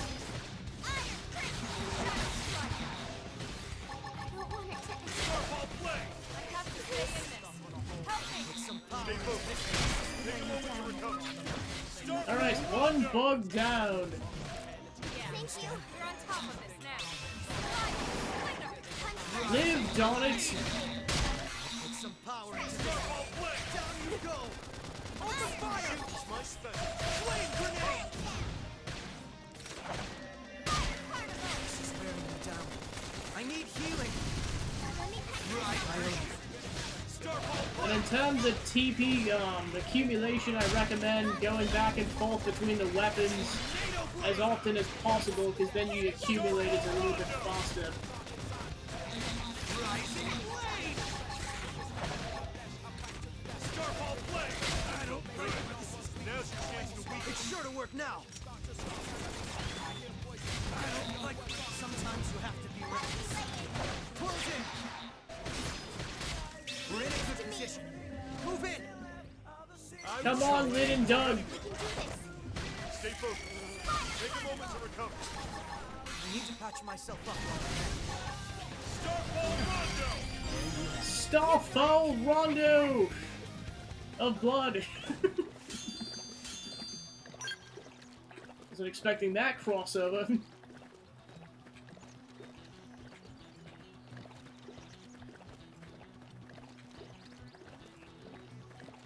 I'm looking at you, stupid dino, because, yeah, you thought for those who weren't here earlier, you thought the normal ones were bad. That's a super boss.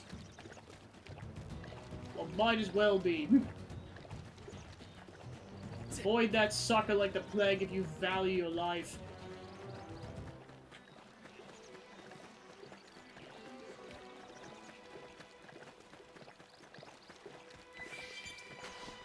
For those who haven't played this game, I want you to take a wild guess. Never mind, it just tells you. Gosh darn it, game! It's gonna build up the tension on that. It's like, I want you to take a wild guess as to what that is, and then immediately it says creature dung. I'm like, gosh darn it. But yeah, it's dino poop. Big old Bonnie-colored dino poop.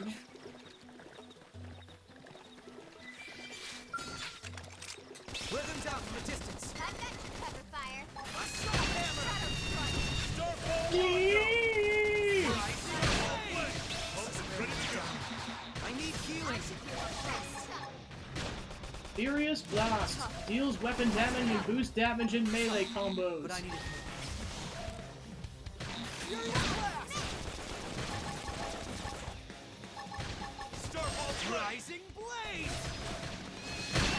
Yee! Furious blast. Side flex. Furious blast.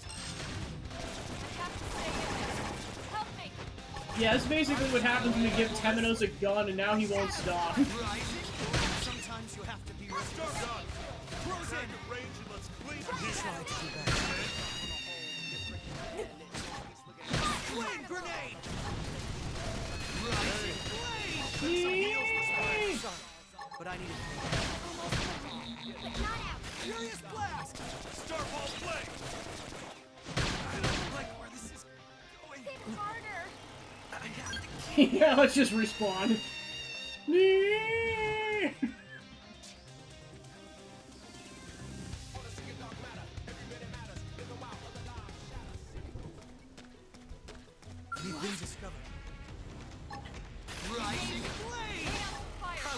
this chance. Starfall Rondo! Furious blast! Starfall Flame! Slide! Put some Fling power them. into this thing. Move in and do some damage.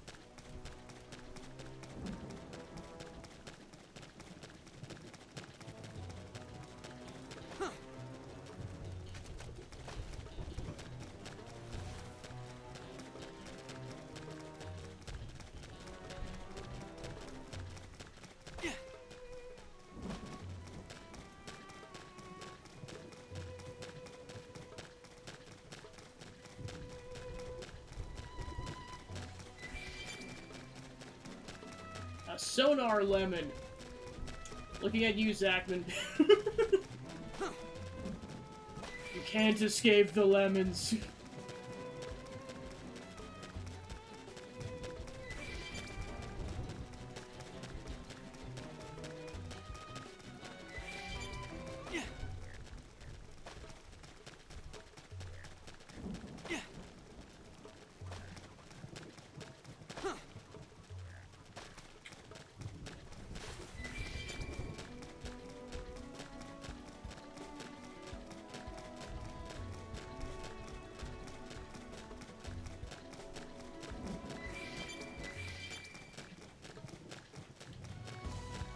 He's like, curses.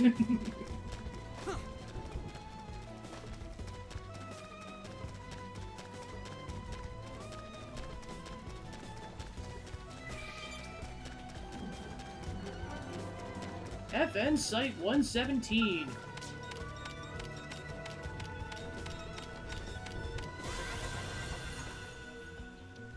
Yeah, and some of the probes require a higher mechanical level to install them, so you won't be able to do all of them right out the gate. So for now, just do whatever you can.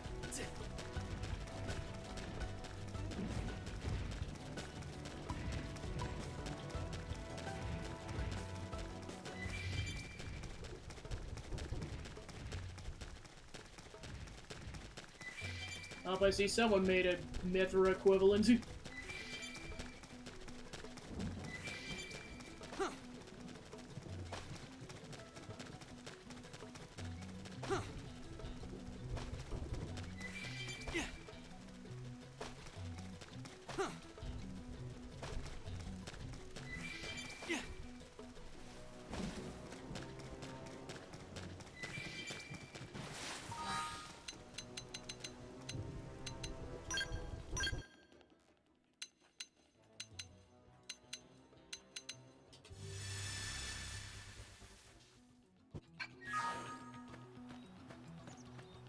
Now time to play the game called Let's Get Past the Grexes.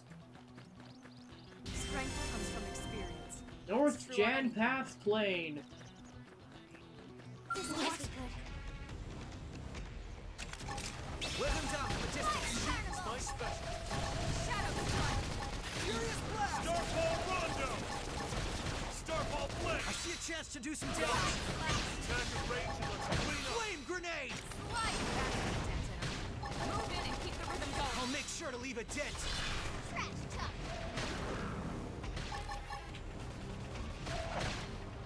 Start landing some meaty hits. I see a chance to do Move some in. damage. Zessman's like, oh no.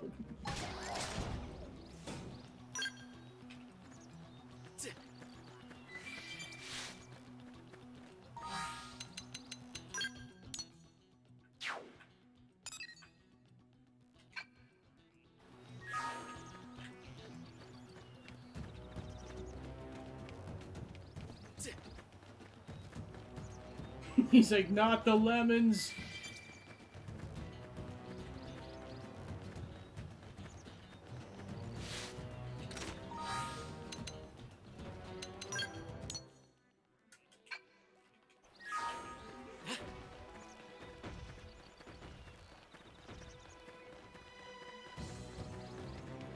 So yeah, see that desert over there? That's Oblivia off to the east.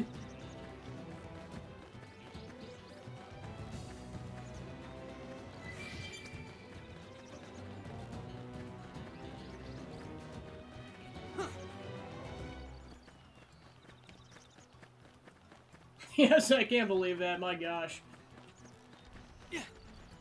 It's gonna happen at some point.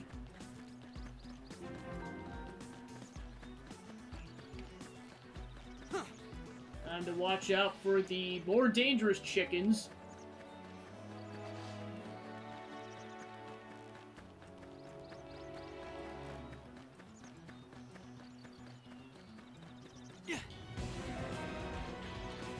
La Mancha.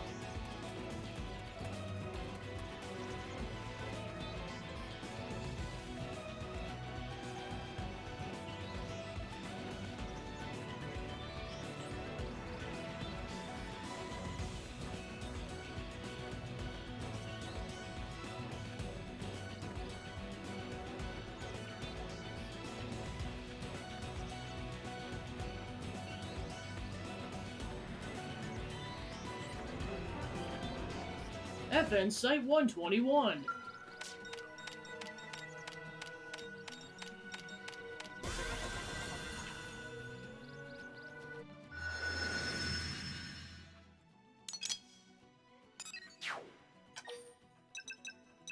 Alright, the storage probes allow you to store more Moranium so you can hold more.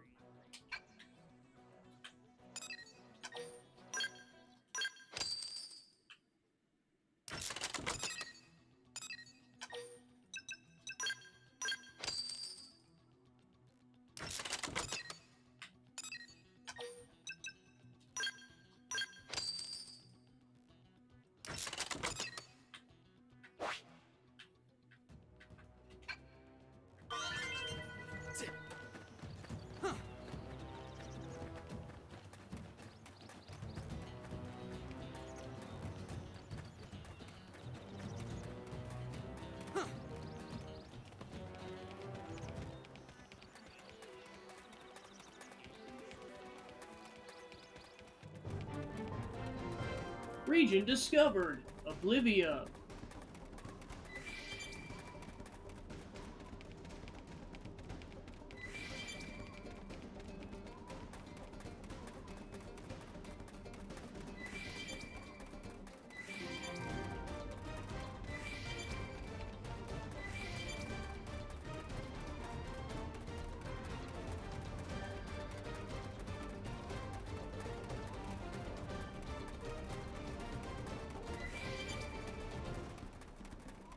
All this experience just serves to FN make me Site stronger. 301. So yeah, they break it down by region, so basically the 100s are Primordia, the 300s are Oblivia, etc.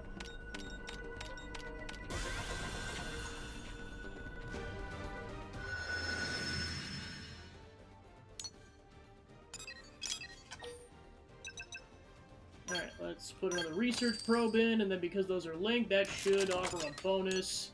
Or maybe it's 3 or more, we'll see later.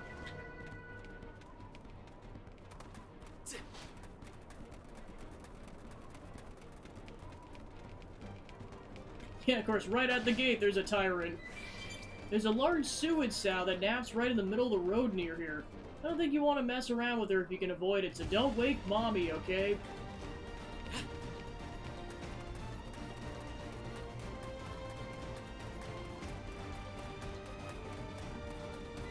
Yeah, so for those who have played Xeno 1, that should look familiar.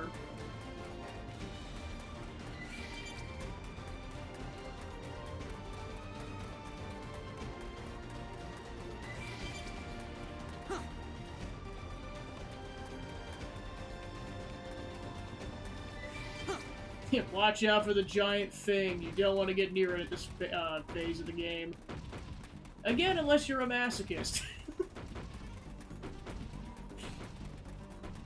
I won't stop you. Site 302. Ooh, nice.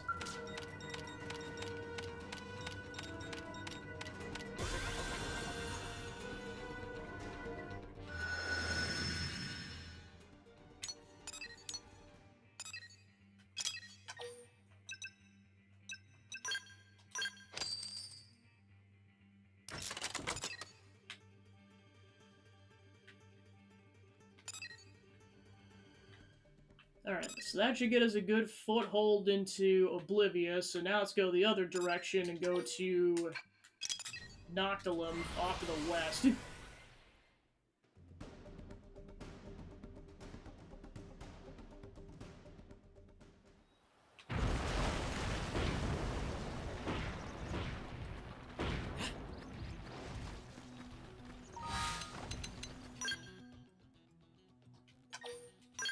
Then there's someone who made Pyra in-game. Yeah, considering that's unique to this version, I am not surprised they're doing it with those two characters as well as Nia.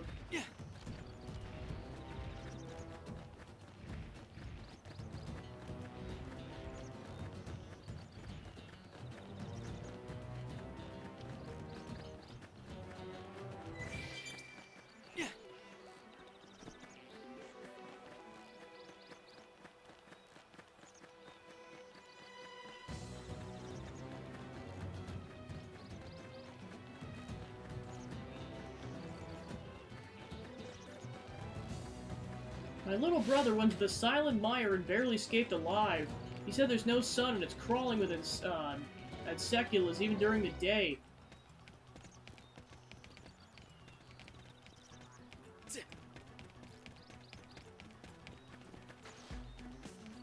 Number of times I fell into that pit not knowing that there were deadly things down there.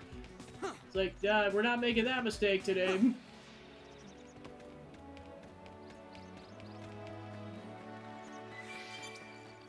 Another lemon. So HB told me the king of all Dougals lives in a pond near Riff Rock. I was like, whoa, and then I was like, what's a Dougal?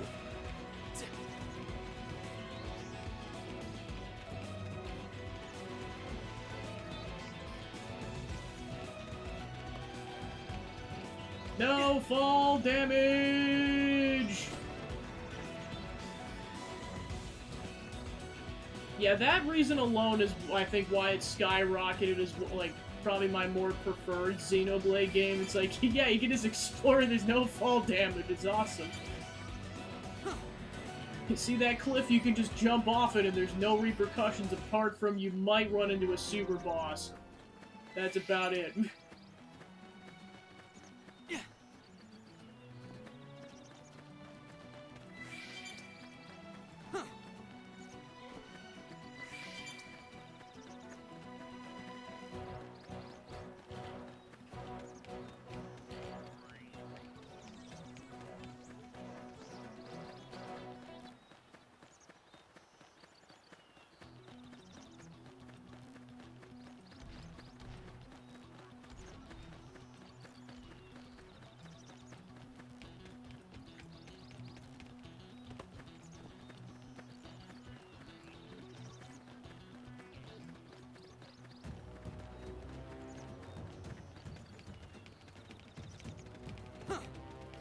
Whee! Alright, there's another probe location. Sayrum Northeast Plain. What? You can do this the hard way. We should weaken them. Assault hammer! It's sure to work now. Starfall Rondo! Lay down. Rising blade! I won't miss this chance. Shadow strike. Starfall blade! That's Harry. Victory is That's Harrier style. count as a warm-up.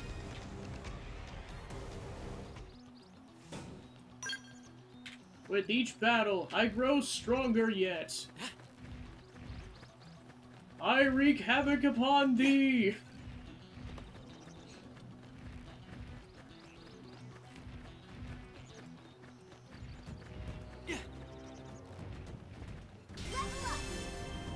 FN Site 112.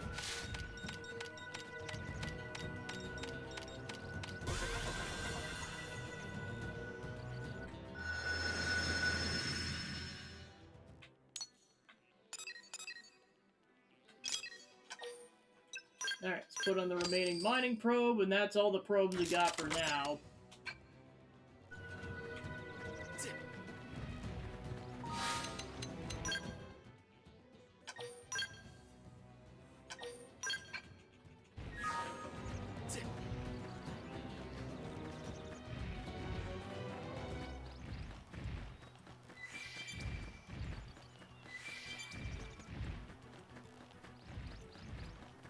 Watch out for the mid-level 30 Grexes.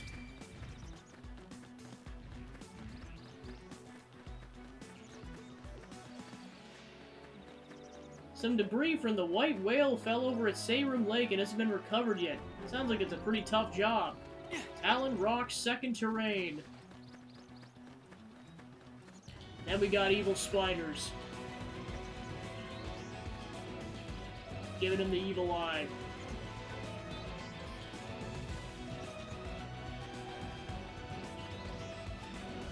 And we got more Grexes.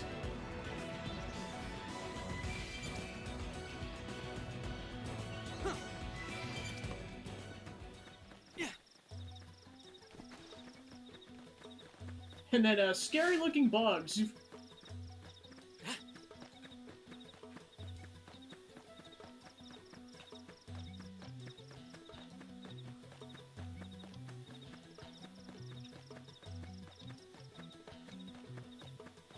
Yeah, and that's the nice part about this game, is that the, enemies that are at varying levels of difficulty are just scattered throughout all the continents, so you don't have to go to a specific area to level grind. Like, you could just go to Primordia, and as long as you know where to go, you don't have to go far to level grind. You don't have to go to all the way to Caldros, let's say.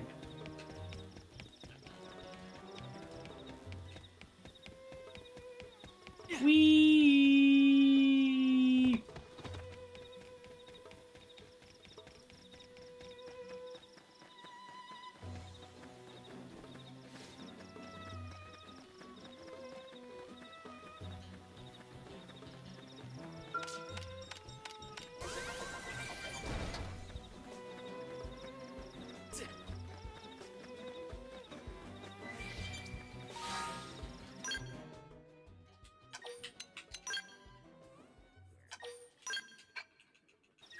Alright, let's go fight a tyrant.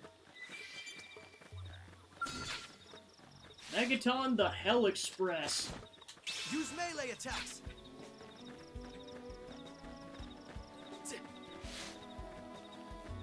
We should weaken them just to be safe. It's sure to work now. Starball flame. Defensive stance. Tornado flame. Starball rondo. Move in and do some damage. Put some power into this one. Wow! Starball rising flame. We're in a good position. Move in. Side slaps. Upper hand. Assault hammer. I won't miss this chance. Shadow strike. Star gun. Attack of range and rising flame. Use an aura. Get control of the battle. Watch me go. Starball flame. Side slash. They're pushing me back. It's sure to work now. Slinger. Now get in there. Now, my turn. Rising blade. Upper hand. Rising blade. Starball flame. Shadow strike. I won't miss this chance. Light. Put some power into this one. Assault hammer. And down. Let's move.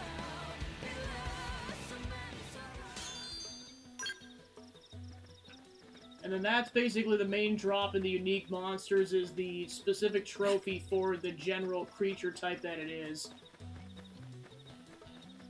If you want to get all those trophies, you gotta defeat lots of unique monsters.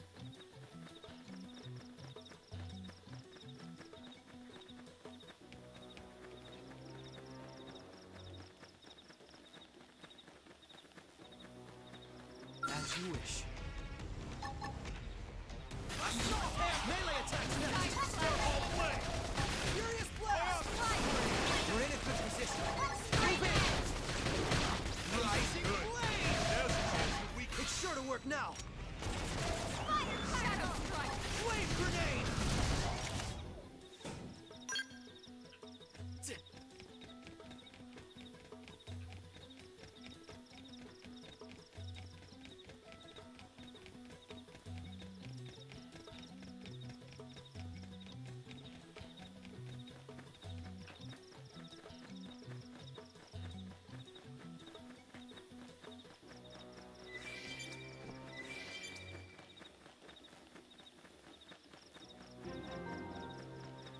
Yano Grassland.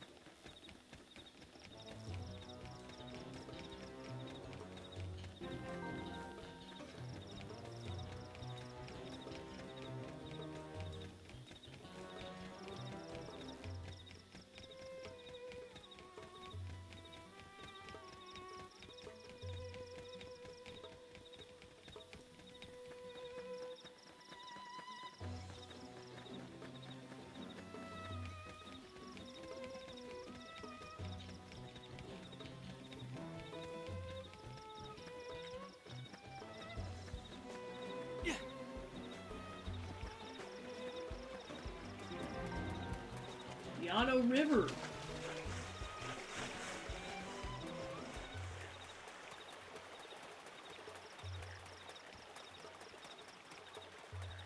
Yeah, as you guys probably saw up there's another prone base, but it is kind of higher leveled, so again, it's like everything else. You can go to it, but would I recommend it right off the bat? Probably not. We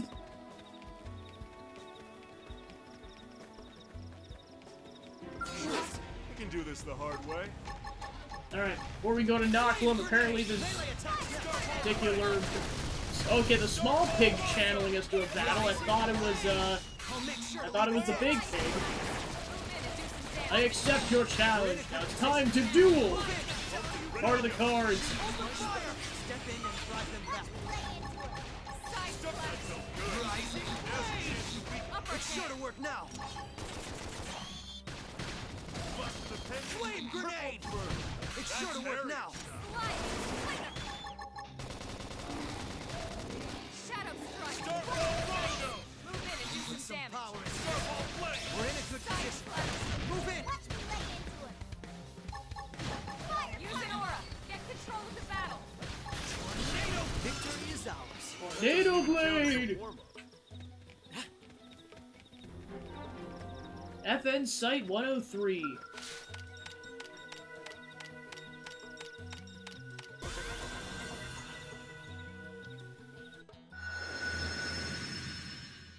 Alright, so that brings it up to a little bit under 10%.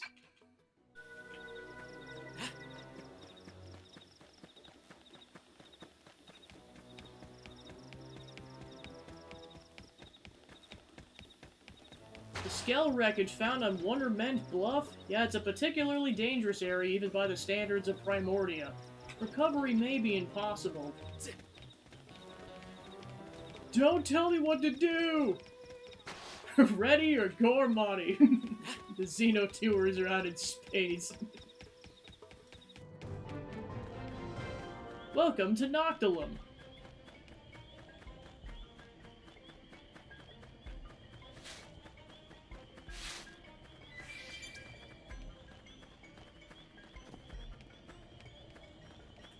And right off the bat, we got dangerous crocodiles.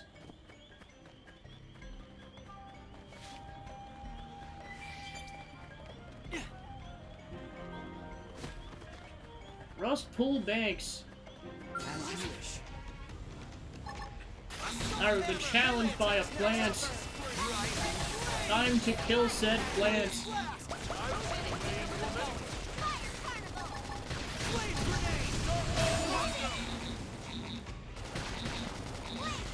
Tornado blade. Rising blade. We're in a good position. Victory is ours. Class skills beginner.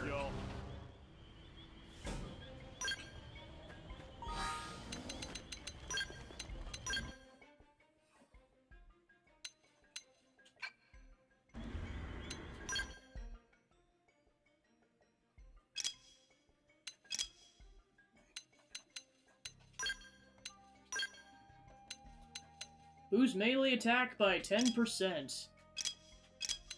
Doug doesn't get anything until rank 7.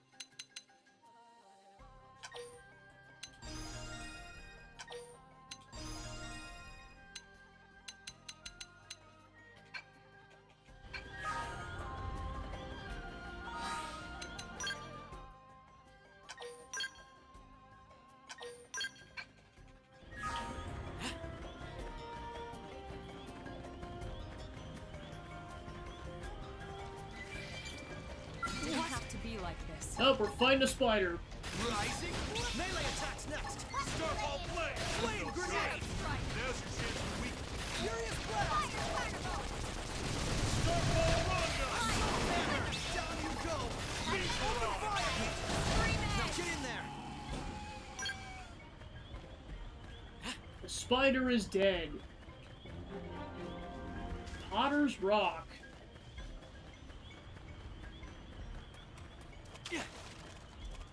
Watch out, some of the water is poisonous. Time to fight a giant monkey. Use melee attacks. Myopic screen! Assault hammer. Furious blast. It's sure to work now. Starfall Blade! Starfall Rondo! Put some power into this. Use an aura. I don't like where this is.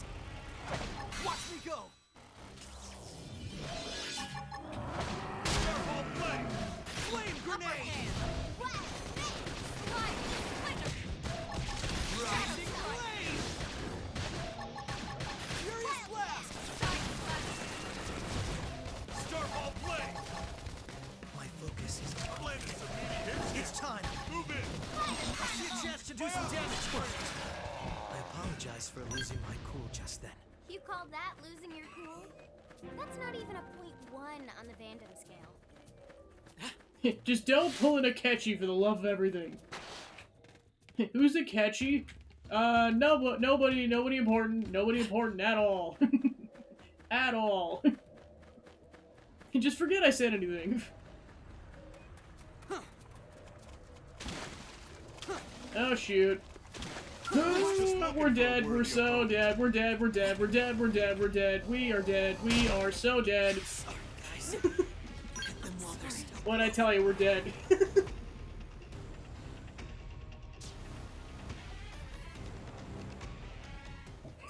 Yippee, we're dead.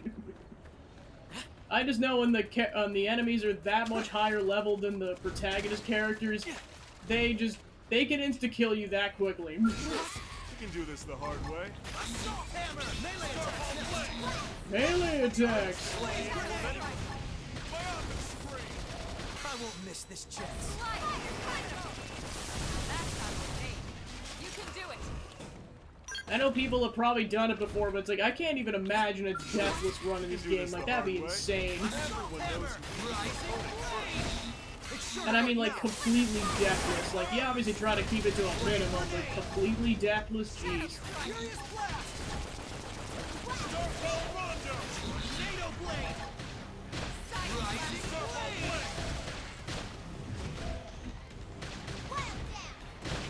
Victory is ours. Nice work.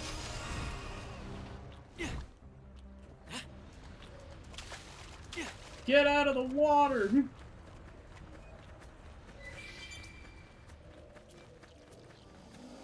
Strange tree.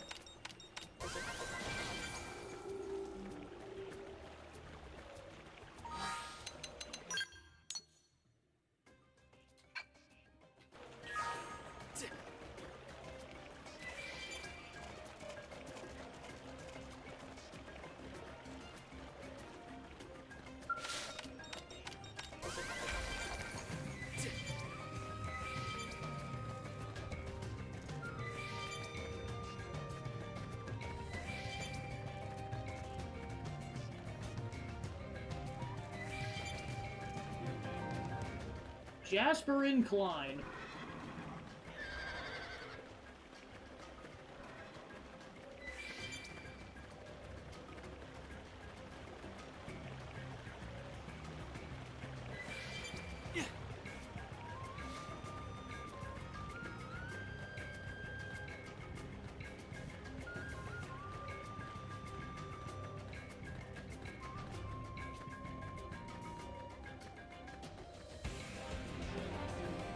Old Dragon Tail Tree.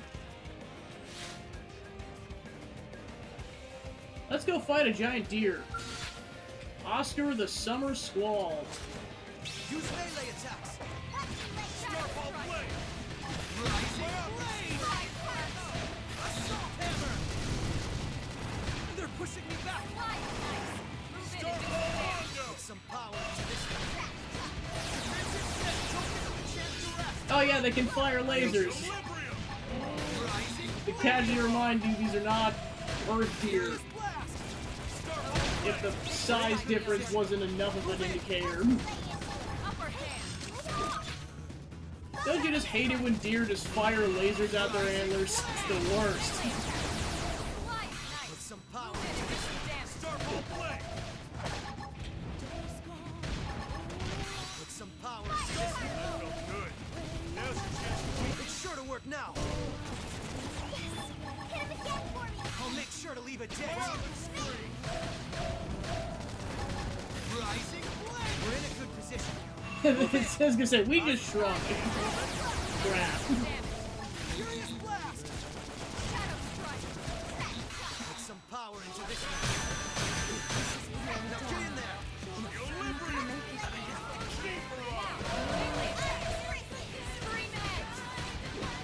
Save me, Doug.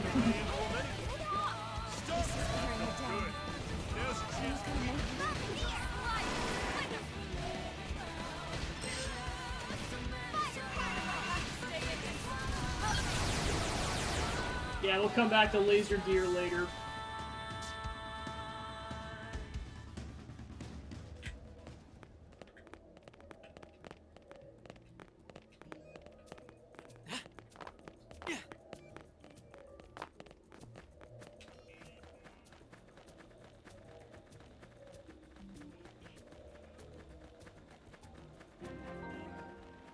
Got it.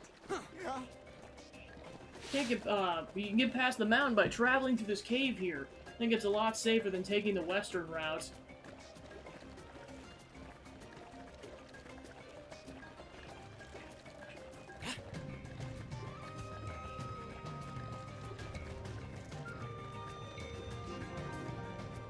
Whale's nostril.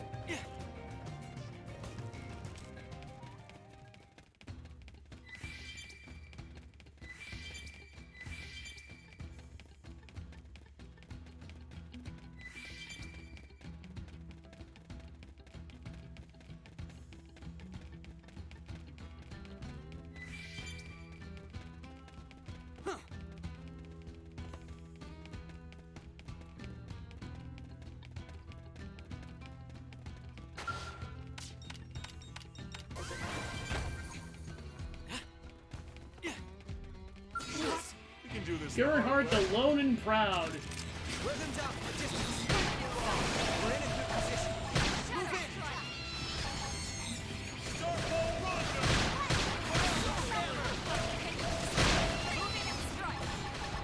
Put some power into this. This is wearing me down. I need healing first. I'm in trouble. Heal me. I'll try to push them back. Destroy. Move in and strike. Put some power into this. I'll make sure to leave a dent. We're in a good position. Move in. I'm just gonna lay into him anyway. Flame grenade. I won't miss this chance. Rising flame. Almost done, but not out. Furious blast. Start.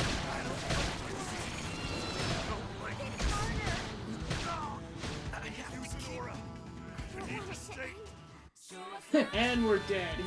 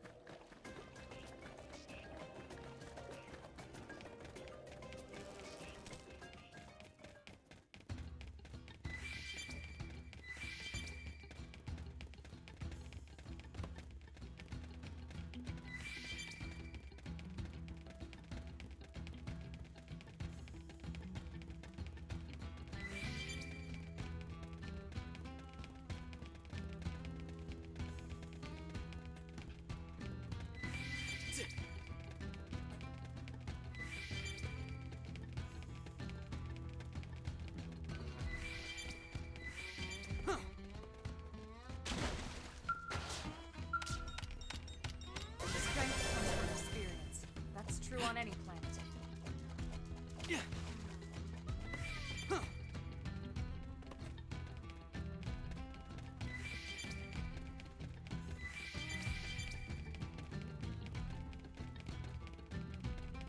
Tevinus is like, oh crap, the plums are here too. No! I don't want to be force-fed plums again. Sapphire table. The hard way. Engaging. Lay down that fireball. Star Ball play. Shadow strike. I'll make sure to leave a dent. We can just topple them with gunfire. Make me do it. So nice. Move in and do some damage. I'll put some power into this one. Star Ball play. Down. We can only lay in. Tornado blade. We're in a good position.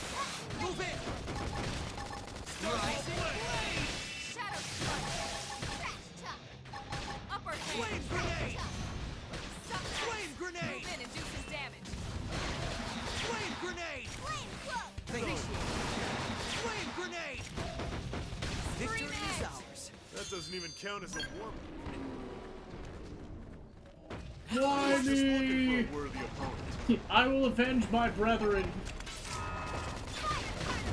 Assault hammer. Defensive stance. Star Ball blade. Tornado blade. We're in a good position.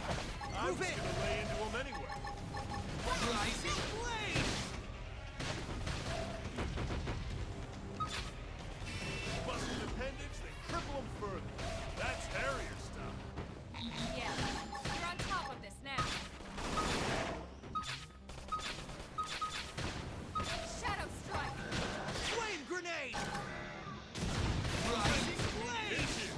I see a chance to do some damage. That felt good. Now's tornado blade. Curses! Infuriate.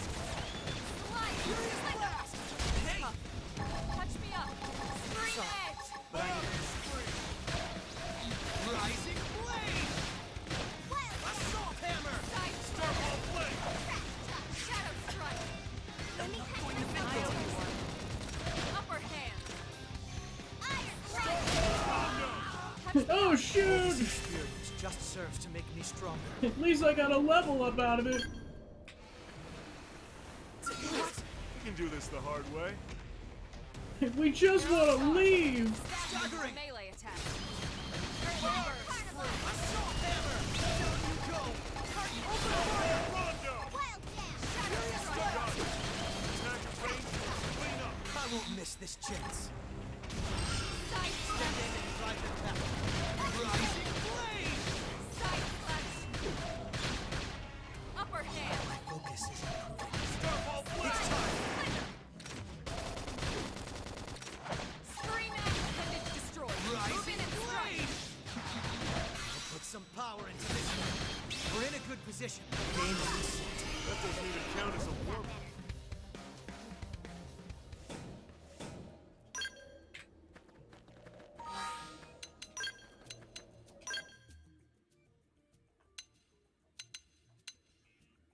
Now we got Magnum Edge. Deals weapon damage and inflicts physical resistance down. So I'll swap that out with Infuriate.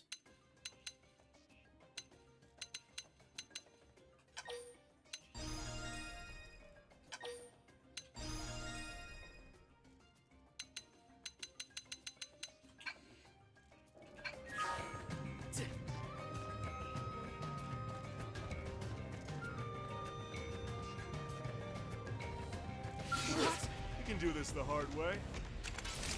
Wear them down from a distance. Shoot! Shadow Like strike. assault hammer! Fire up and spring! Rising blade! Flame grenade! Furious blast! I was gonna lay into him anyway. Tornado blade! Rising blade! Flame grenade! Side slash. Side slash. Destroyed. Move in and strike. Put some power into this one. Shadow strike.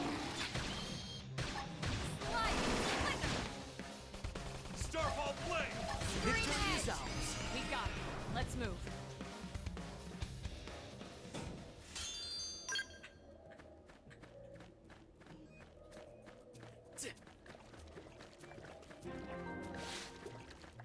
I gotta be very stealthy.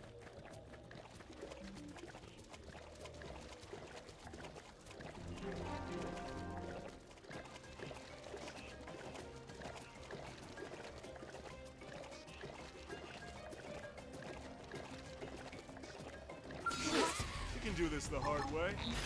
Mission failed. We'll get him next time. I was gonna lay into him anyway.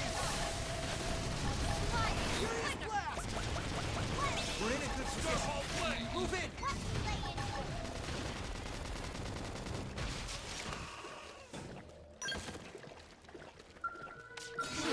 You can do this the hard way. Punch first. Ask questions later. You guys beat the crap out of it. I'll deal with this. My turn. That felt good. Now's your chance to weaken. Stone Cold Rondo! I don't like the sound of that sucker.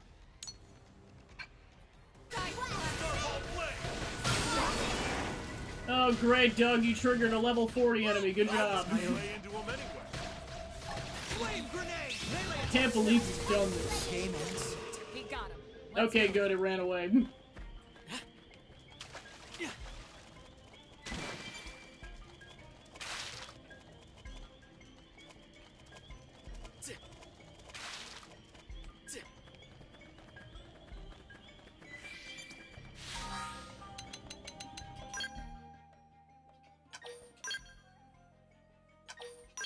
Alright, so now that we've got a war point, I'm gonna show off something that many Xeno Xers are all too familiar with. It's, this thing right here.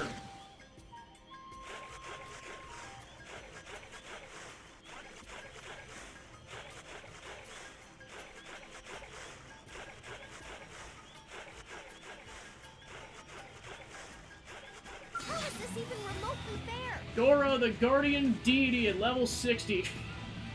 This has jump-scared many of new players. It's like, no, it's not some special fancy ruins in the background, it's a tyrant.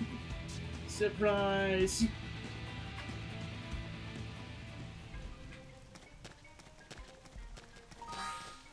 Alright, so now we got a foothold in Noctilum.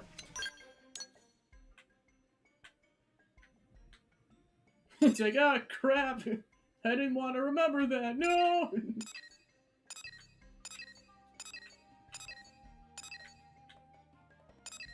Alright, so next thing I'll do is get a foothold in Sylvalum, which is a really fun ride.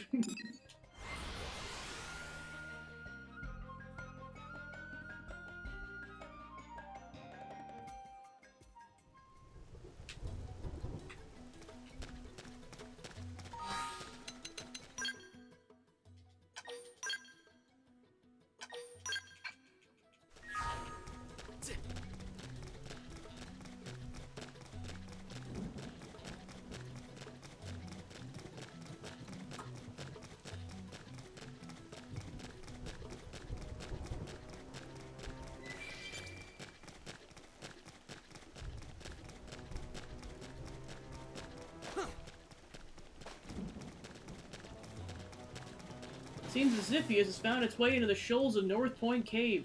An extremely abnormal occurrence, and we suspect it might be a tyrant.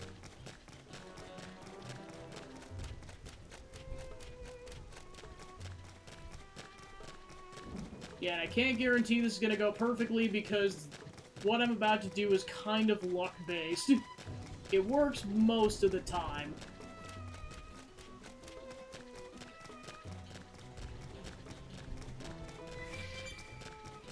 I found wreckage from the White Whale on the north side of Northeast Plain near Sarum Lake. I want to send blades out to salvage if it can't spare the manpower.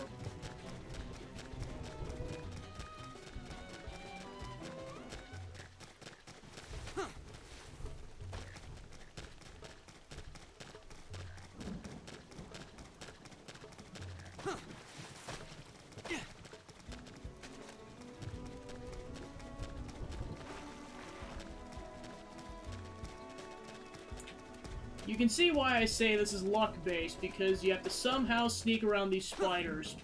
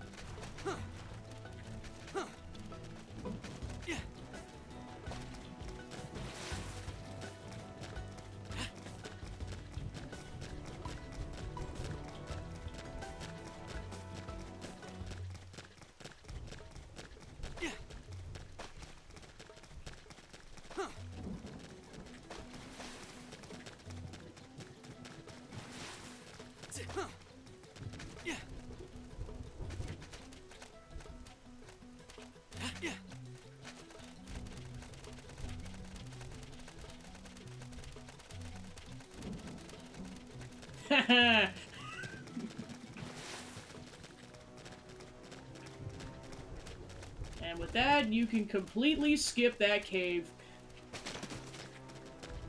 But then you gotta be careful for all the enemies that are down there, like that level 51 enemy, and all those level 30-something Rexes. So really, this is step 1.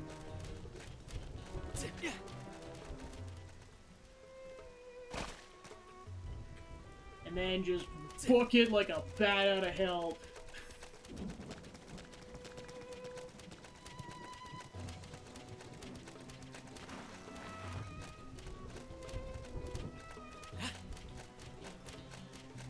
And then just to the greatest extent possible, hug the right side.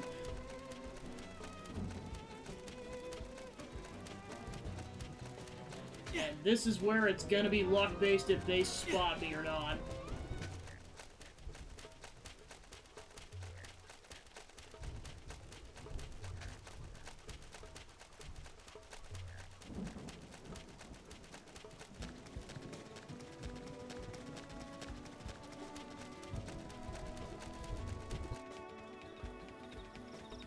You can technically swim to Sylvalum, but there's one section over here that's a warpable location. I want to get to this first, because we'll have a checkpoint in case I die along the way to Sylvalum.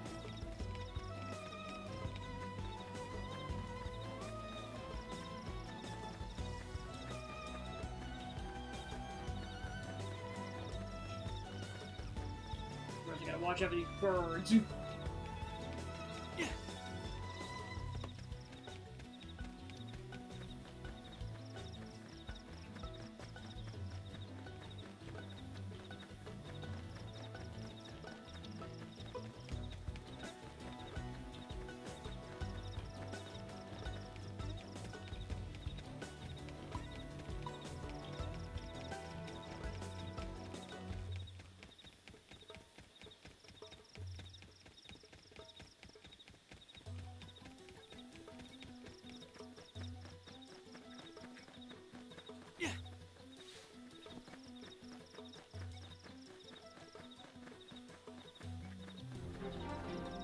Landmark discovered, Castaway Cavern. So yeah, now we have a checkpoint.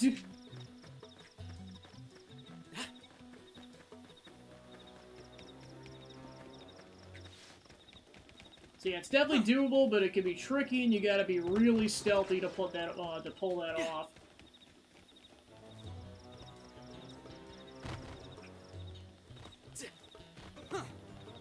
And with that out of the way, time to go to Sylvalum proper.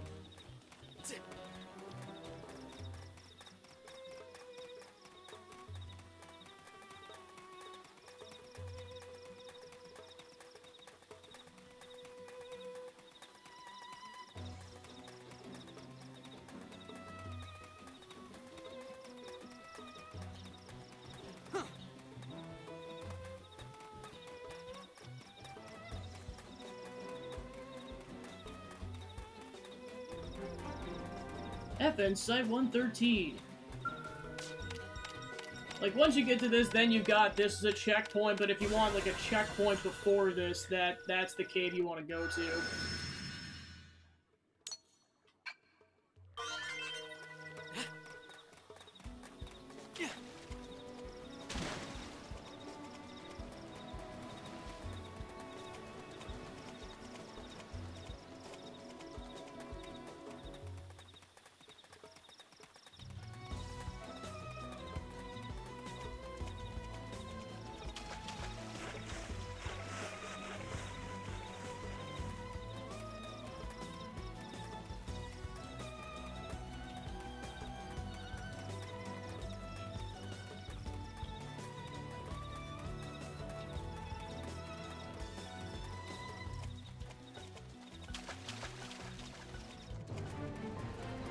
Primoria Waters.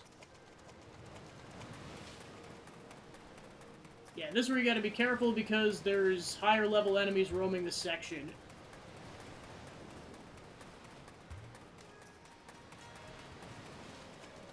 So this is where I recommend swimming off to the left here.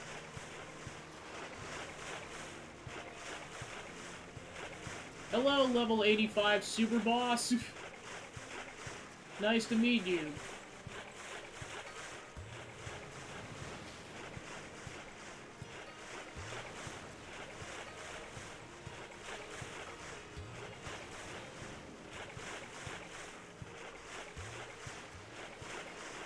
Wow, I thought that moon was cool in the original version. My gosh.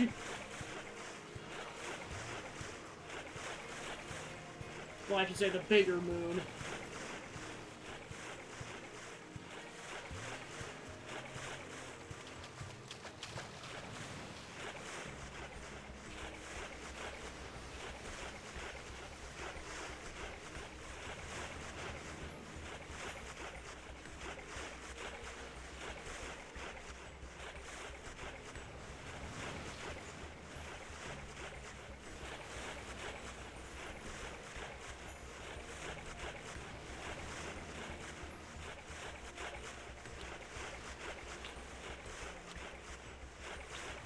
Did I mention swim off to the left?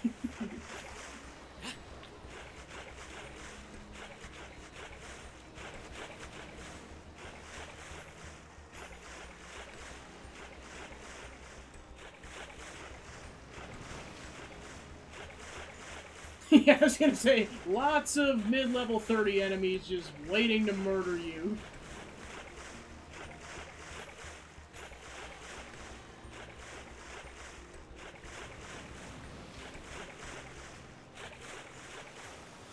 Yeah, I keep forgetting, like, yeah, there was technically a closer, bigger moon than the cooler-looking moon. Yeah, because Mira's got at least 3, 4, 5, looks like at least 5 moons.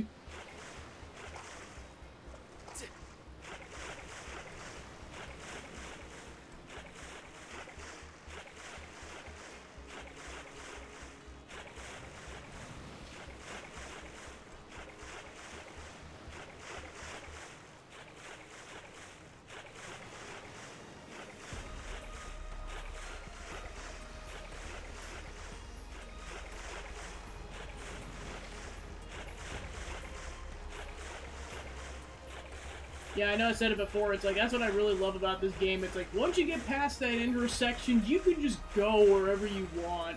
It's great. Like, hypothetically speaking, if you wanted to, you could just go and level grind to level 60 and just ignore any side quests or story beats and then just make the game super easy. The one limitation is that you don't get access to the skells until later in the story, so there's some sections you won't be able to go to that require either skell jumping or flight eventually. But for the most part, you can go to pretty much anywhere. Alright, we made it to Silvalum.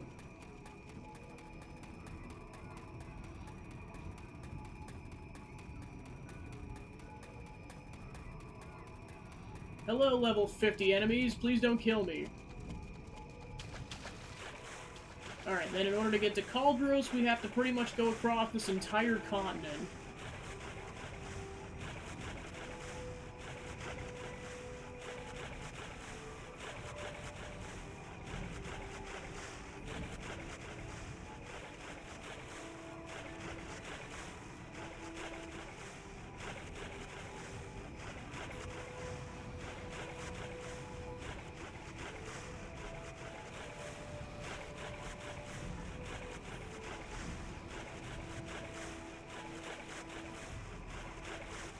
Alright, we've beached.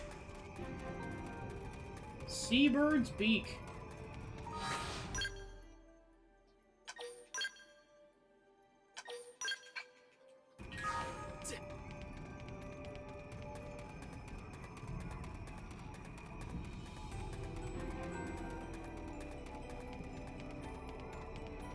There's a Lance quote.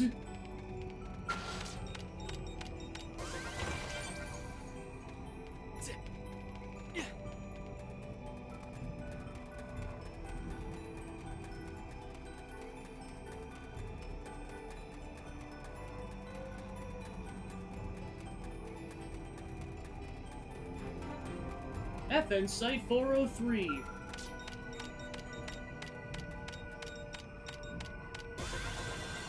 Alright, foothold activated.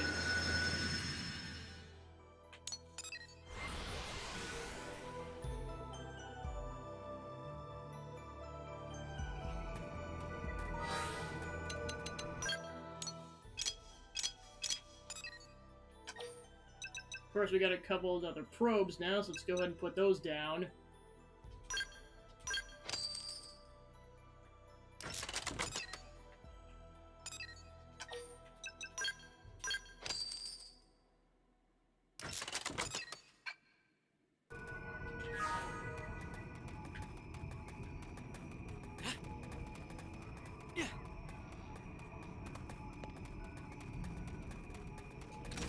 Just looking for a worthy opponent. Pesky things! It's sure to work now. Shadow Strike! Sliding! Starfall Blade! Melee attacks! Assault Hammer! Storm Shot! Attack at range and let's clear. I won't miss this chance. We're in a good position. Move in! Rising Blade! Tornado Blade! Tornado Blade! Starfall Blade!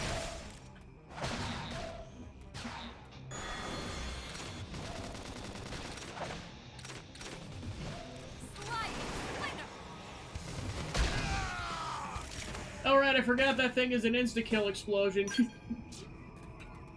Yippee!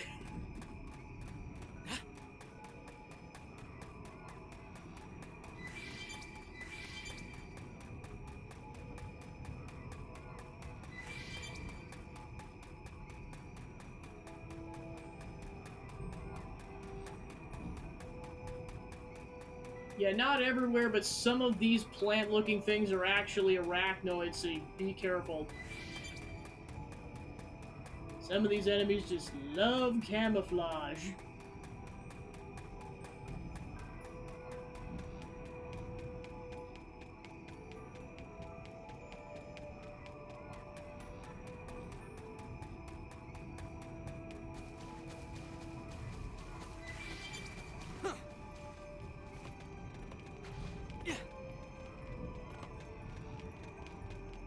Yeah, they really make you work for it if you want to get to Cauldros. They're just like, oh yeah, just, I mean, you can swim around Sylvalum, but it takes a lot longer. We lost 21 blades to the giant tyrant of Hilal Meadow. Can't comprehend how dangerous that thing must be. Oh yeah, and you thought that other robot was dangerous. There's one that constantly goes around this side of Sylvalum all the time. That's where stealth is really key.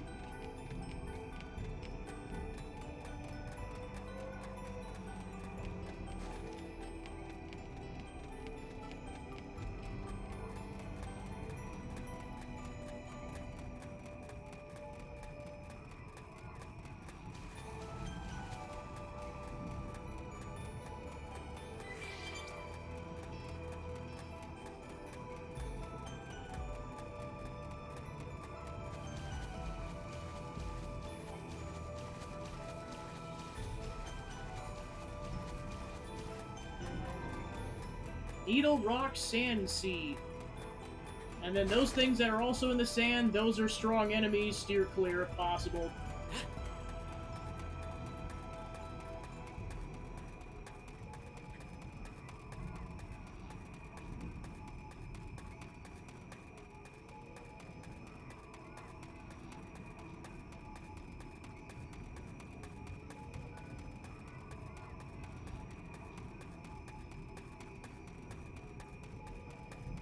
And that's one of the landmarks of this whole section, is that glowing ball. And yes, as that waterfall implies, that once you get flying skells, you can go up there. Not gonna spoil what's up there yet, but you can go up there.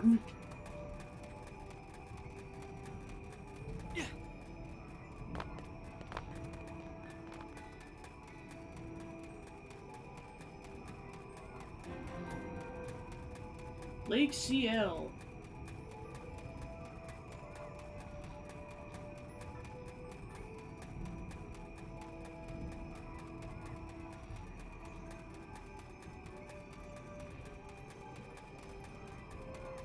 Yeah, when you're kind of around like level 40 or 50 or so, I recommend going to this area for level grinding.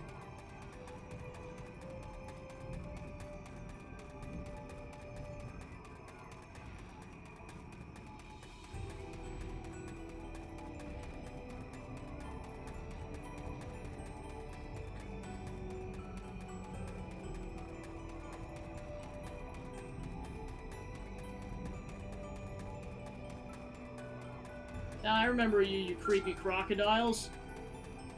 That was my go-to level grinding spot for, like, the level 50s.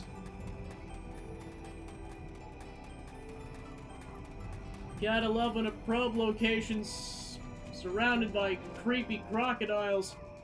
Evans Site 408.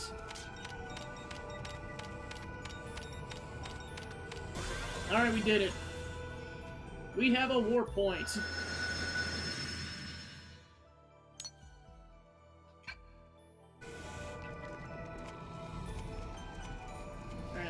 Find it, the spot I mentioned earlier where I recommend, like, level grinding to max level, because it's, basically, long story short, it has a bunch of level 70 enemies. I recommend going there, but you need a flying scale in order to access it. If I could get there and access it, I'll at least point out where the hole is that you enter.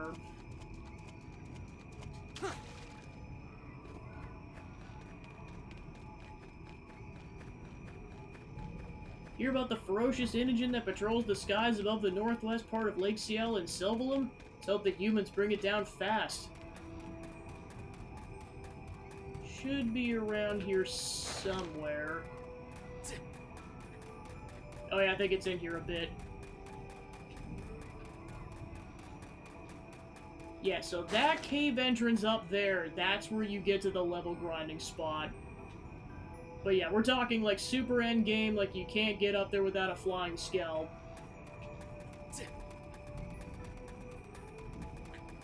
But it's got a bunch of, like, a low to mid-level 70 enemies, so like you're definitely facing enemies higher than the level cap, so it doesn't take long to get everyone to max level. Also, I recommend bringing everyone in your party with skells, because that makes the process less of a pain in the butt, because if you have powerful enough weapons, you can just insta-kill those enemies. So then level grinding is a very quick process. I think only like 6 or 7 spawn in there at a time, so you have to be like, you gotta kill all of them and then come back, rinse and repeat.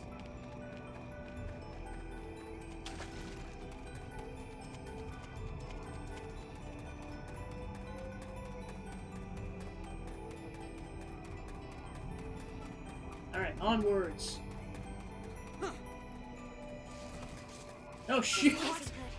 We're so dead! We're dead! We're so dead! We are dead!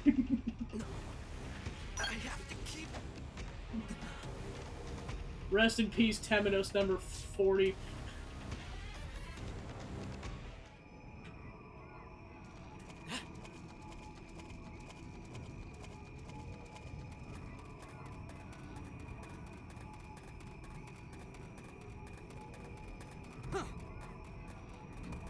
Just double check if there's a way to get around, otherwise we'll have to go around the eastern lake. Get thrown, it's like, ha ha ha ha. Screw you, Throne.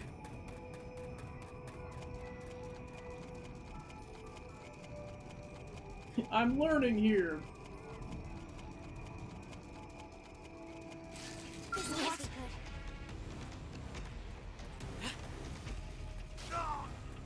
Use an aura. You need to stay safe.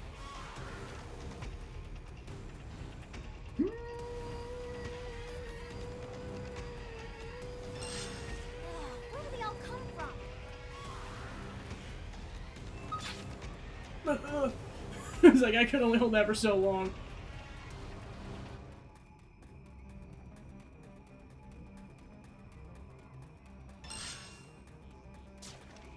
Alright, we escaped. Let's go. Let's watch out for the tyrant over there.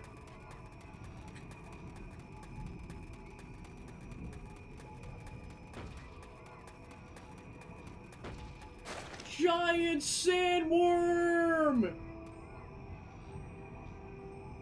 There's also one in Oblivia, but I just figured I'd point out the Sylvan one since we have to go buy it anyways. It's a giant Alaskan bullworm!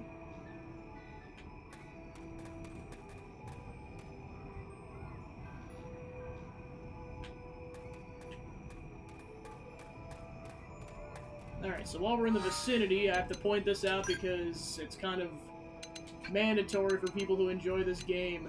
The night theme goes so hard in this game.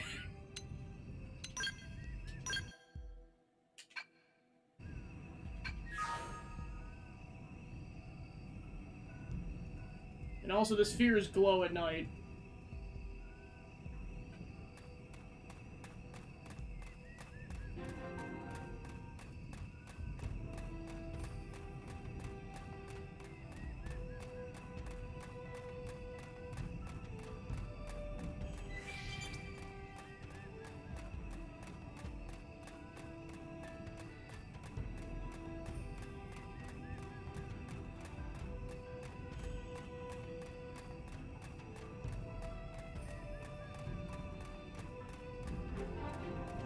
South Silent Sand Sea.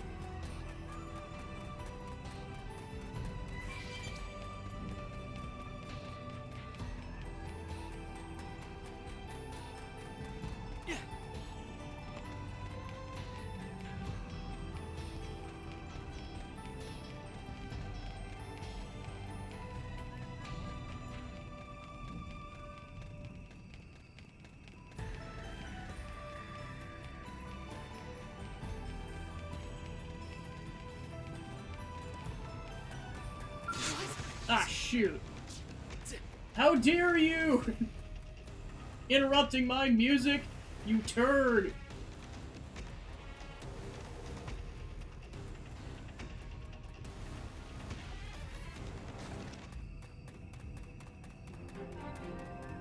I'd kill you if I could. And then there's the other robot. Cause yeah, you thought there was one roaming this area. that's funny. That's only the beginning because there's also some in Calderos. And there's also mini sandworms. Ooh, spooky. Now let's avoid the giant robot for the love of everything. Ooh.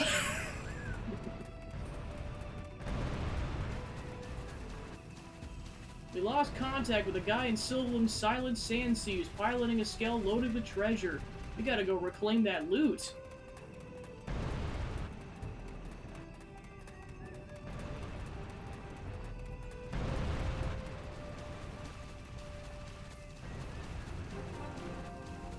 North Silent Sand Sea.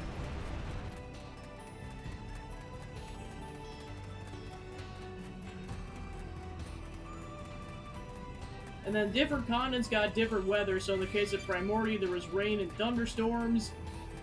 On a rare occasion, well, I guess, yeah, first of all, let me try to get the heck away from this thing. So auroras will show up in Primordia, kind of like blue ones. This area specifically has crimson auroras that will show up at random. And my gosh, it's the coolest thing on the planet. And of course, some of the tyrants only show up under the crimson aurora circumstances.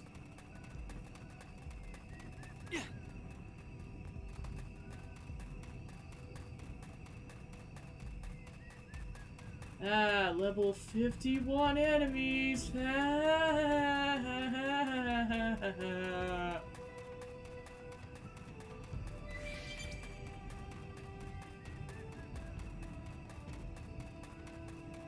I'm trying to think if they do show up in Oblivion or not. Yeah, because Primordia's got one at least. Yeah, Noculum's got that one lone one. Yeah, I'm blanking if Oblivion has one or not. Yeah, I'm not sure if it does.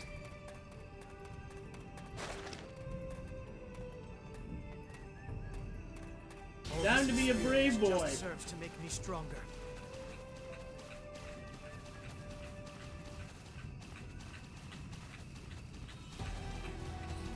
Looks like we've got no choice.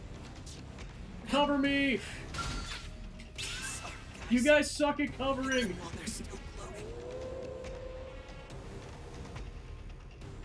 Yeah, probably not gonna do that one for a bit. At least we got a war point.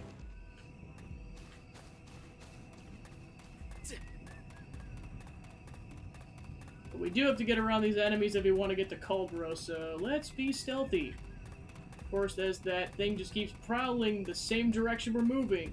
Thanks, you stupid piece of crap. I wish I could kill you at this point.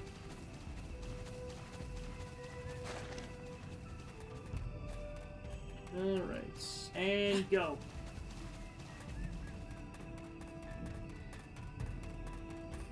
Like, this is literally the final stretch. Like, that set of ruins over there, that's Caldros.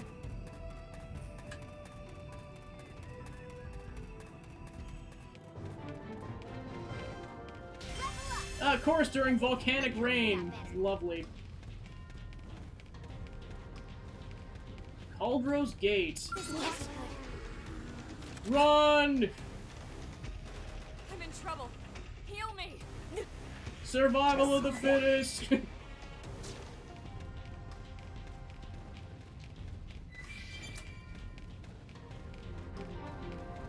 Ancient Warscape.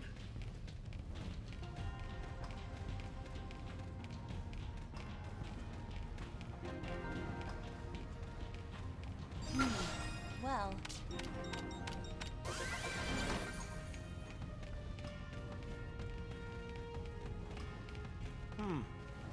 A lot of the area names within Caldros are weird and tricky to remember, right? That's because they were named by analyzing relics of past civilizations.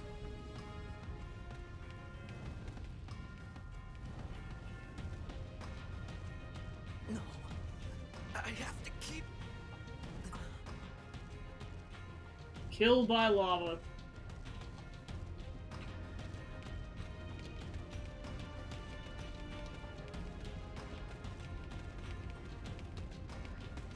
Yeah, in addition to all the lava, it's like, and there's the volcano itself. Along with a lot of hostile forces, so... Stay on your toes.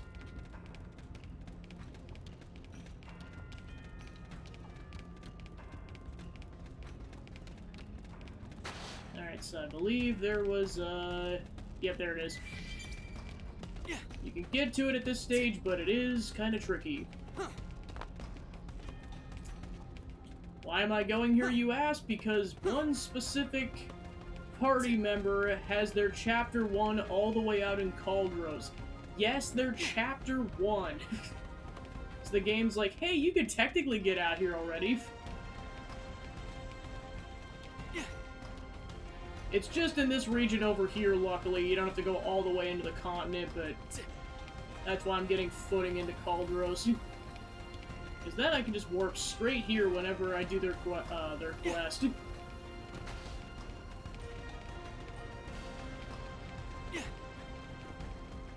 Alright, and it's surrounded by a tough enemy that has sight, so you gotta be careful.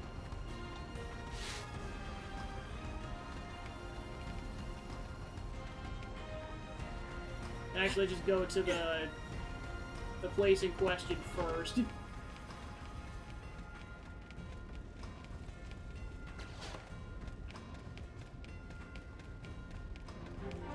Because it is a landmark. Drongo Caravan.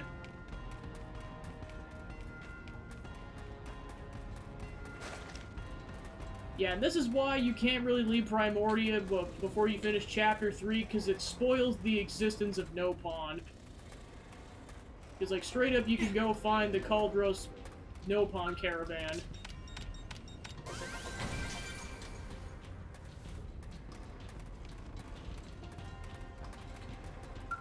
Yeah? Ask Pisa about Kaldros or if anything's troubling her. We all try to stop Apode from going to Kaldros. Everyone knows this continent has lots of dangerous critters and very little food. But Apode decided to bring Caravan here anyway. As expected, Caravan found no food. Everyone pushed to brink of starvation. But then Caravan miraculously stumbled upon Garrett that fell into magma and became baked to crisp. It saved life of Caravan. Never again will Pisa agree to treacherous journey where survival depends on eating yucky meat. Yeah? This bad. Papode like to talk big, but deep down, Papode is only coward. Whenever Caravan travel around Kaldros, Papode cling to Pisa and shake like leaf. And once when Blada spotted us, Papode wet self like baby, meh. Yet somehow Papode think it's okay to act like king of Caravan and give Pisa impossible orders under threat of tickling. Elder Nan told Pisa to aid many long years ago, so Pisa do what Elder say. But Pisa would really like to file for transfer and start new normal life.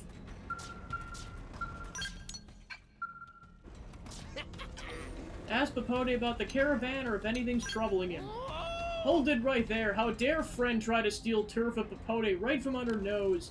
Papode worked very hard to find this spot in Kaldros. Spot very important supply point for Drongo caravan. Papode braved dangerous enemies and crossed loads of lethal lava pits. Friend cannot just waltz in here and stage coup when Papode did all the hard, Oh, friend's doing battle with Prone? Wow, great, friend should have said something sooner. Go knock those Prones silly and talk to Pisa, aid of Papode if questions come up. Grampypon of Papode is Nan, elder who leads all Nopon on Mira. But Grampypon acts like big coward ever since old age set in. Tough-looking Xenos come to Mira and scare pants off Grampypon. Then Grampypon suddenly ditched Caravan to try to convince rest of Nopon to move to Sanctuary. Crazy talk. Papode's never been so embarrassed by a relative in whole life. But friend should keep this to self. Hey everyone, don't you dare! Ask Lurarita about Caravan defenses or if anything's troubling her. Drongo Caravan's safer than most with super tough gal like Lurarita around. Welcome on in. We're in Kaldros! Other caravans have own tricks for staving off danger. For example, Lurarita here they spread apricot poop around perimeter to keep smaller critters away. What Lurarita want to know is how they can live in dung heap like that. Even Lurarita, greatest warrior of Caravan, has troubles to deal with. But Lurarita's heard that City of Friend is really wonderful person who helps solve any problem. If Lurarita ever gets close to end of wits, Lurarita plan to go and ask for assistance. That person's name, Hype, Harp, Boop? So that kind of alludes to their side, or their affinity quest coming up.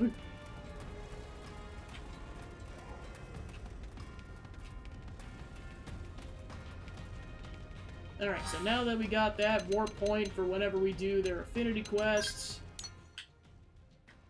guess next thing on the docket is to increase Primordia's surveillance rate, because we got 5% to go still.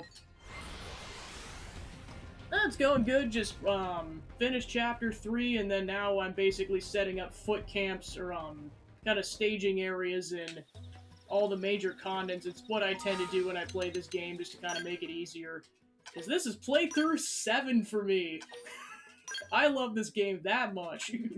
I played it a crap ton back in like the first year or so of its lifespan, and then other stuff came up with other games, and it's like, now I'm back with the definitive edition, and I'm excited.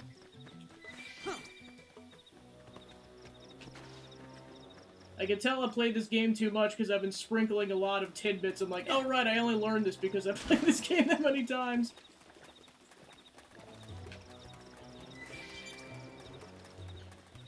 Then there's a cave. Let's see if I can get close. Beast Lair.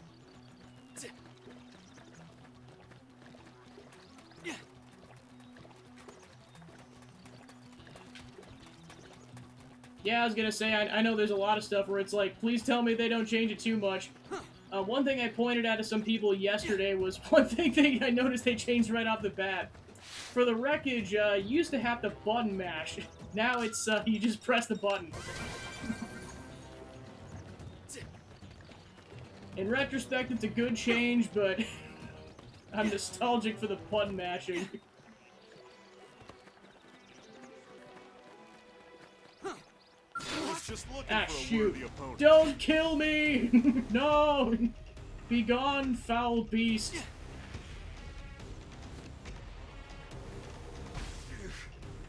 I don't like this.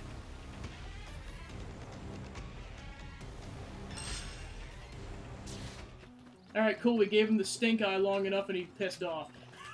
Yippee!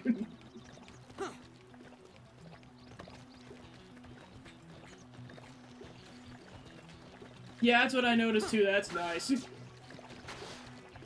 And also the fact that you can change the time from the menu, that's also really nice. Alright, where the heck is that probe location?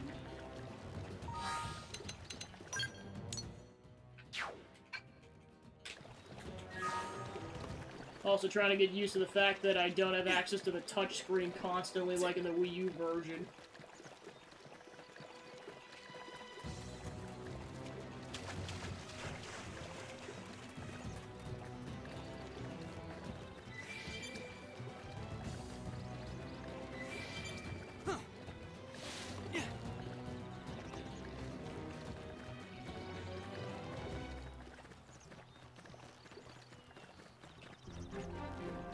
Grieving Plains.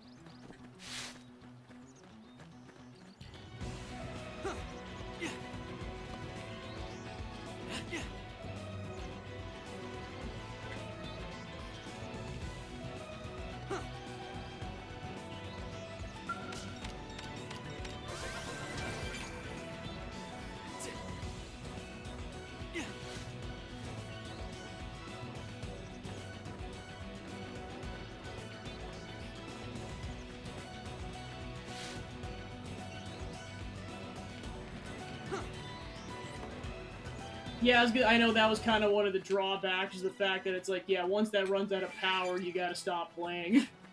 Or you just gotta keep it, like, religiously hooked up to the power. Which I know isn't the best thing for its battery life.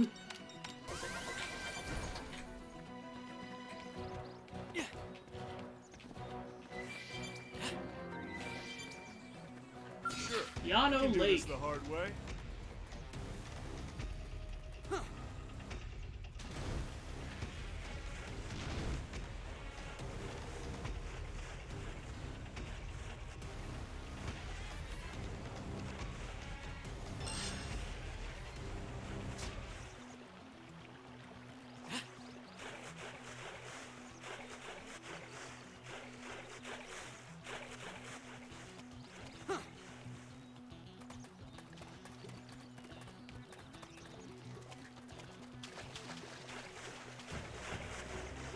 Alright, there's another probe site. And more dino poop! Yay! Ugh.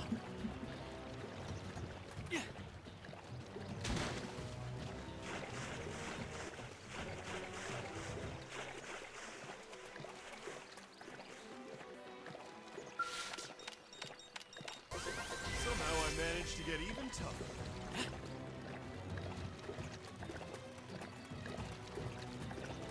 Please don't poop on us while we're going down here. Alright, time to be stealthy as heck.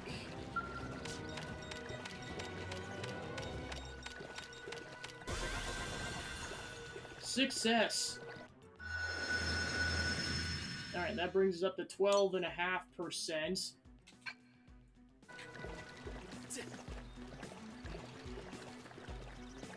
Yeah, you kind of see it over there. There is a cave underneath the waterfall.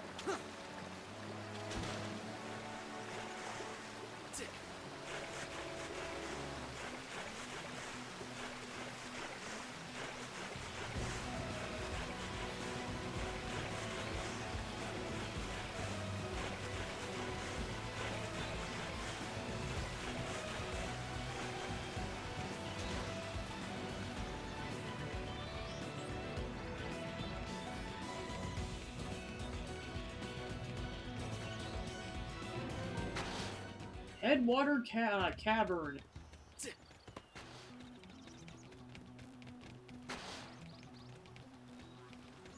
Yeah, I was gonna say, I just like, it's kind of a pastime in this game for me. It's just to gawk at the scenery. It's like, oh, sweet.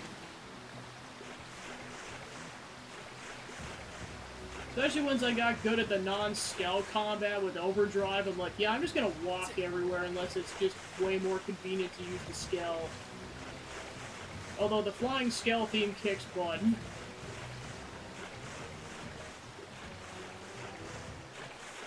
In the end, it just kind of comes down to, do I prefer ambiance or actually getting there faster?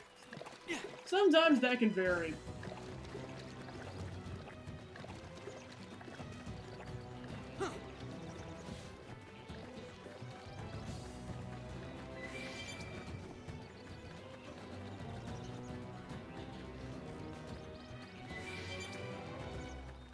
It's like, yeah, let's not get insta-killed here.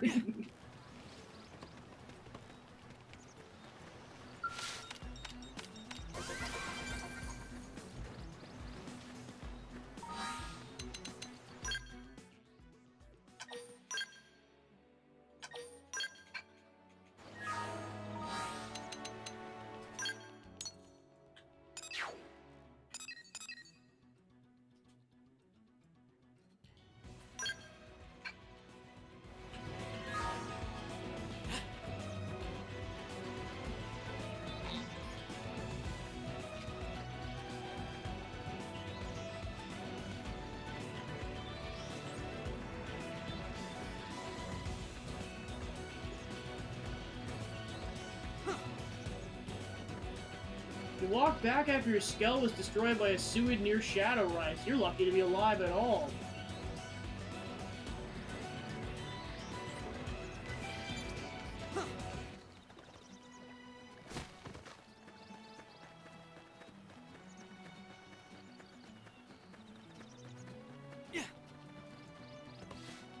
Yeah, I was gonna say, like, that's when you really want to start using it. Plus, I know eventually there's sections where it's, like, required to use the scale to get to them.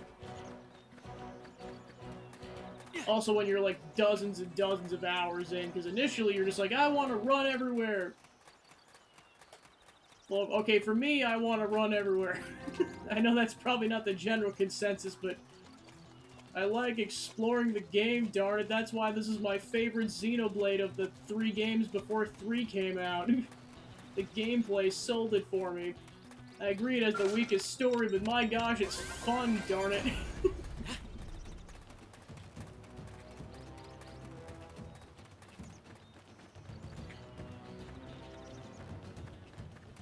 Yeah, I was gonna say, the gameplay is a massive reason why. Like, I remember this didn't really get advertised too much back in the day, and I was like, I think I had played Xeno 1 like a year prior. I was like, oh, try this out.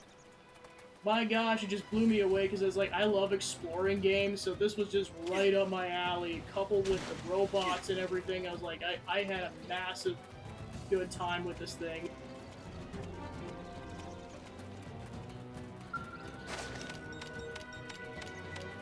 Yeah, I was explaining to some people yesterday, but because of what happened late game into Xeno 2, and that's based on personal experience, like, I agree it's got a good story and everything, for that reason it's my least favorite Xeno game. And that's just based on personal experience. It's still a good game.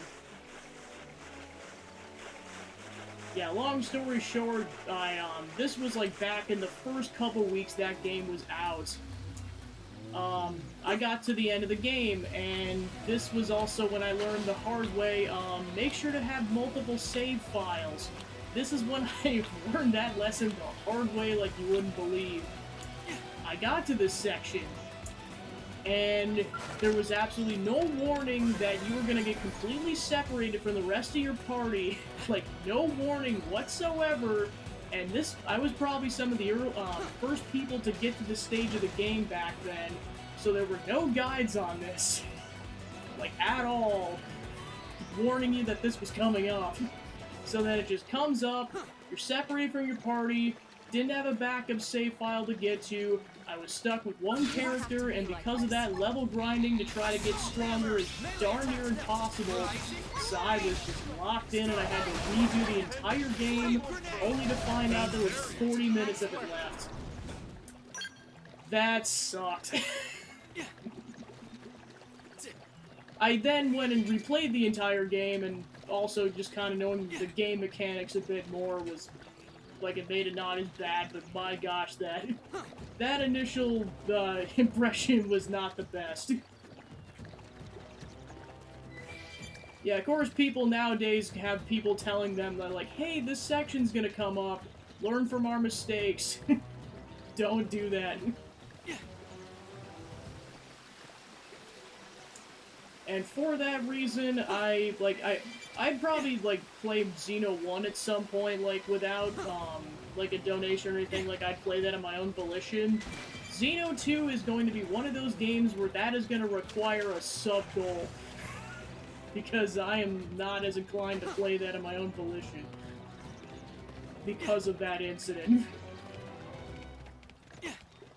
Torna was good.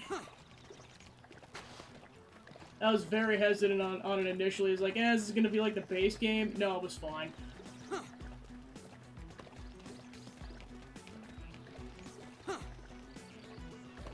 I know people watching the VODs are like, are you gonna complain about that every single time? I'm like, this is my experience, darn it.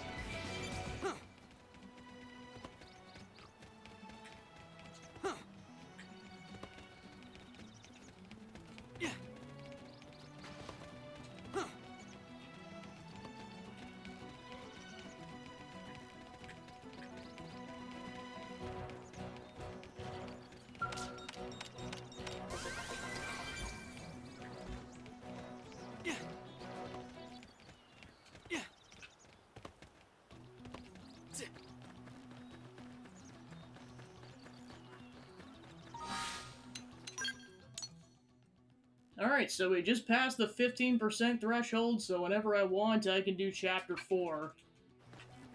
However, I'll probably do side quests and exploring first before I tackle that. But at least now I know we can at least do it.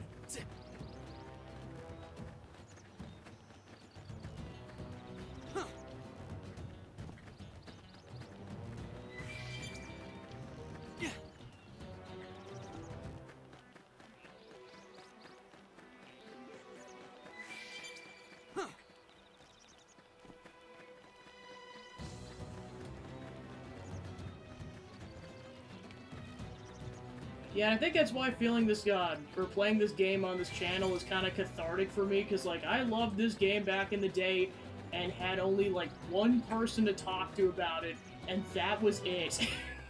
Now it's like, I can talk to the whole internet about how much I love this game. Yay.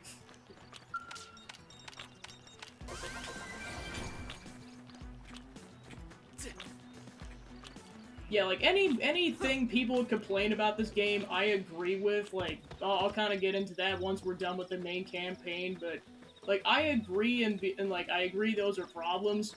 I enjoy it regardless. Yeah, I know, that's insane. My gosh. Yeah, for me, this came out in, like, early college, and then I just played the absolute crap out of it. A lot of the enjoyment, too, comes from the side quests, because some of them just get so insane. My gosh.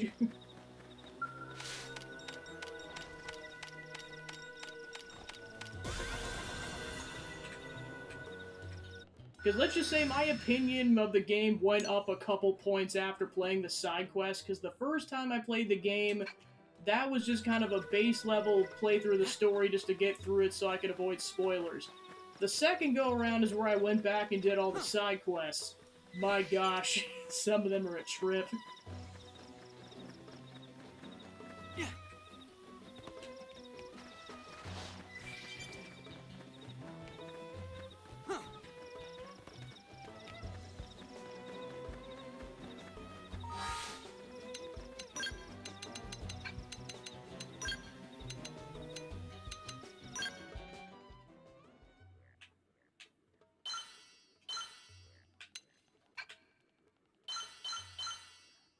Alright, so already at least heart 1 with Elma. Doug, we're at like about a third of a heart, and then Lynn, we're at almost 1.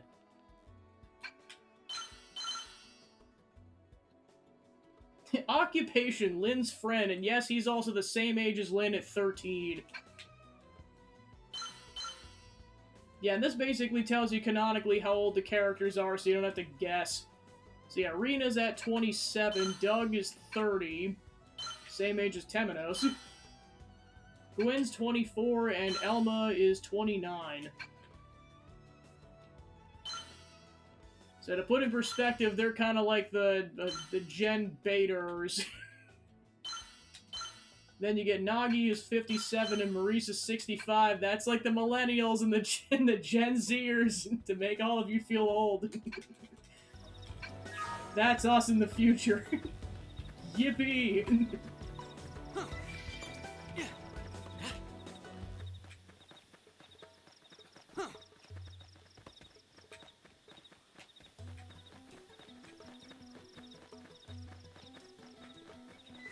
It's gonna be weird when 2054 rolls around. It's like, oh yep, we've reached the present day time of Xeno X. My gosh.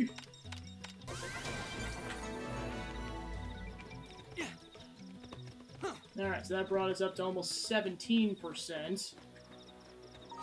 Alright, let's check out the Collectopedia. We have all the vegetables!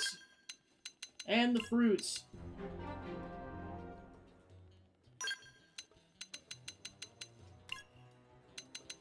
Wow, I can't believe... Yeah, because, like, this is a pretty rare drop. I'm shocked I got one already.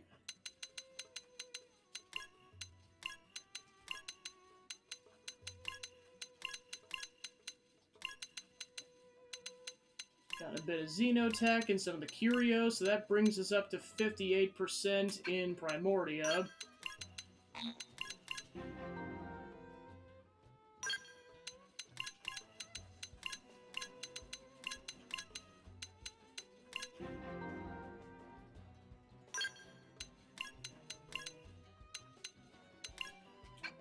Alright, 25% in Noctilum.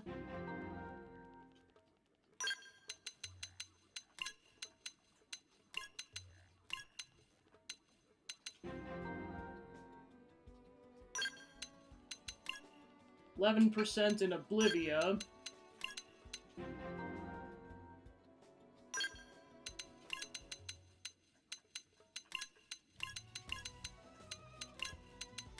%13 in Silvalum. And we probably don't have that many for Cauldros because we were comparatively barely there. Yeah, 5% in Cauldros.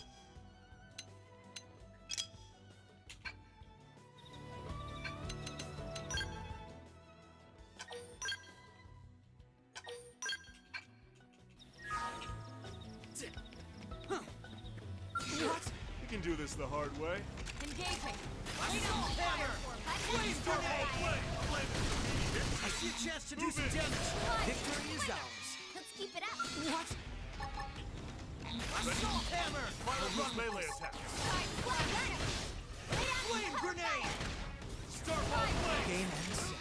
doesn't even damage. count as a warm-up. Yeah, I would agree with Doug in that situation. Punch first. Rising flame! I'll put some power into Shadow this. strike. Down you go! Open fire! Down you go! Blast! Huh. Yeah. Huh. Huh. Yeah.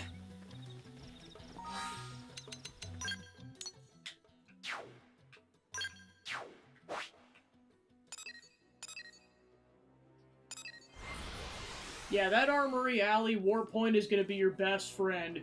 Trust me.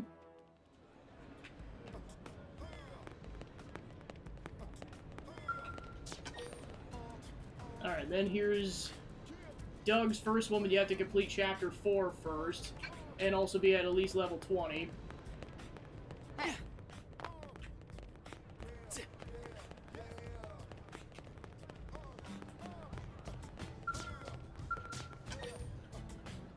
A new rival?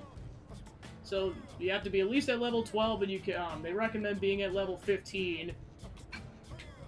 Yeah, and anytime it's a question mark, it's a character you haven't met before. And there's gonna be a lot of those characters, like, we haven't even been introduced to most of the playable characters in this game, because there's a lot of them.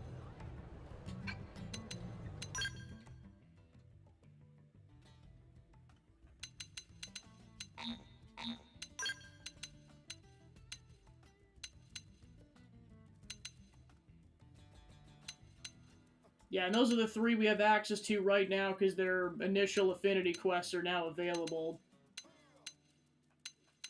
Then the rest are to be unlocked eventually.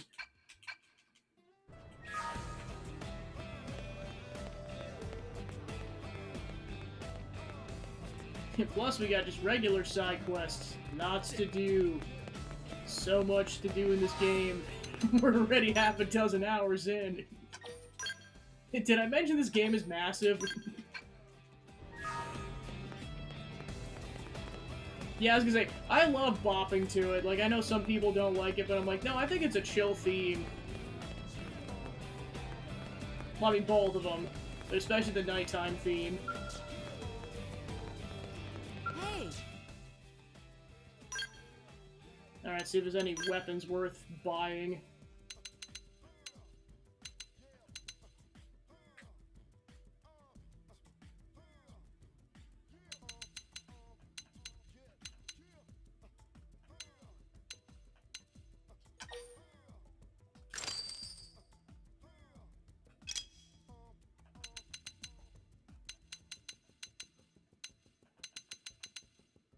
Alright, those unlock at level 20.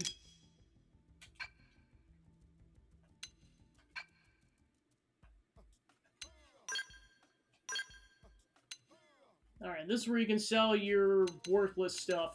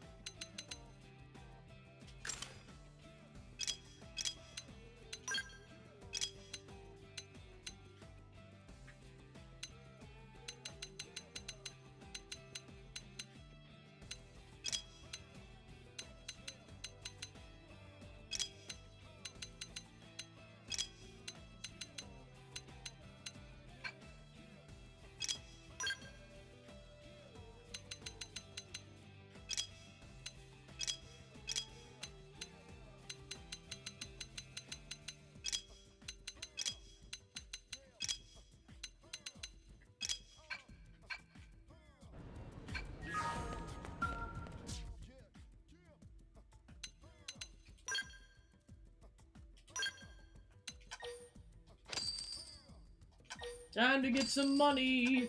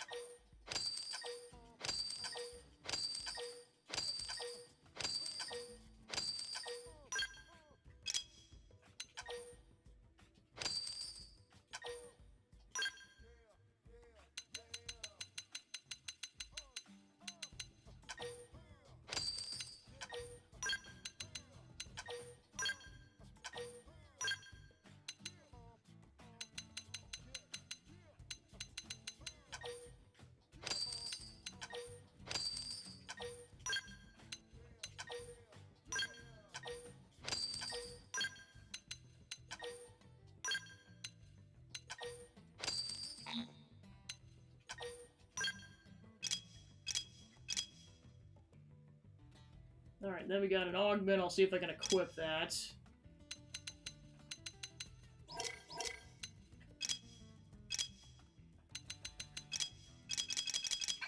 Alright, I suppose we got a lot more probes now.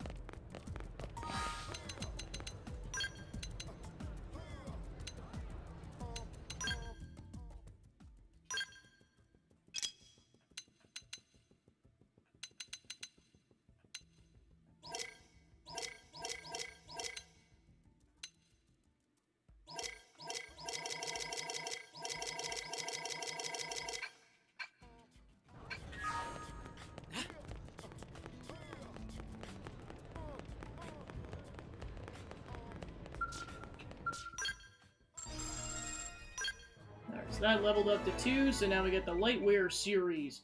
Gravity keeping you down? Then don this gear. The latest and greatest in quality gravity resistance. And of course, high physical resistance is still a trait of all Sakuraba wear. Assault 3 series. Nothing's impossible with Sakuraba in your arsenal.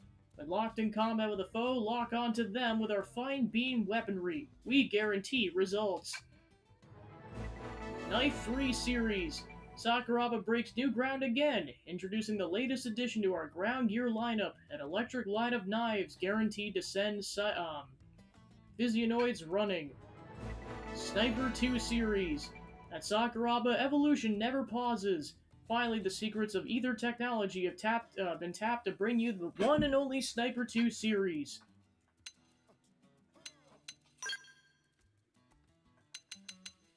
Alright, I'll invest enough to get at least up to level 2.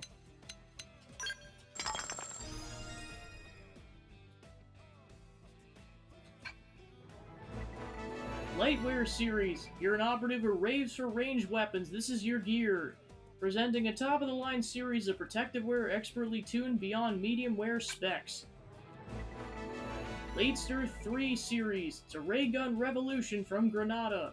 This new design incorporates thermal tech, allowing you to effectively lay waste to theoried foes. Slayer 2 series. Finally, an electric longsword for the operative is a cut above the rest. Choose trendy. Choose Granada.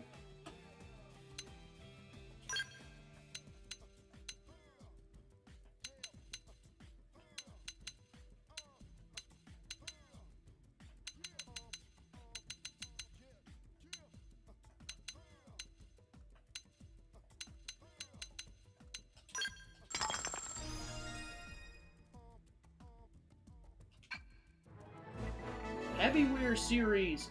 Only the ambitious survive. Safeguard your life with our finest defensive tech ever and become fearless on the front lines. This wear has been delivered, delicately tuned exclusively for pilots to deliver the only definitive Skell experience. Adaptation is a choice. Become one with your Skell today.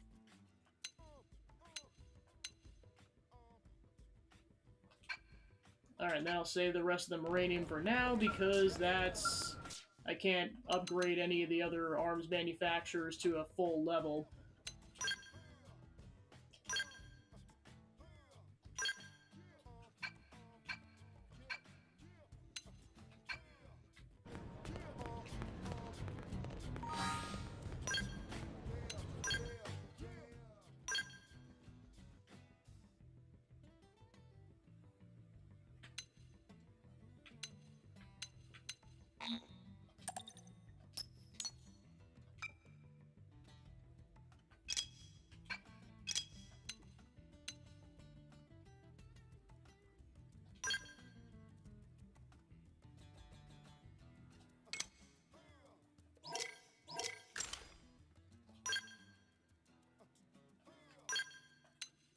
Okay, and that's how you set the augments. So yeah, only some gear has the actual slot, so you gotta make sure you prioritize it whenever it comes up.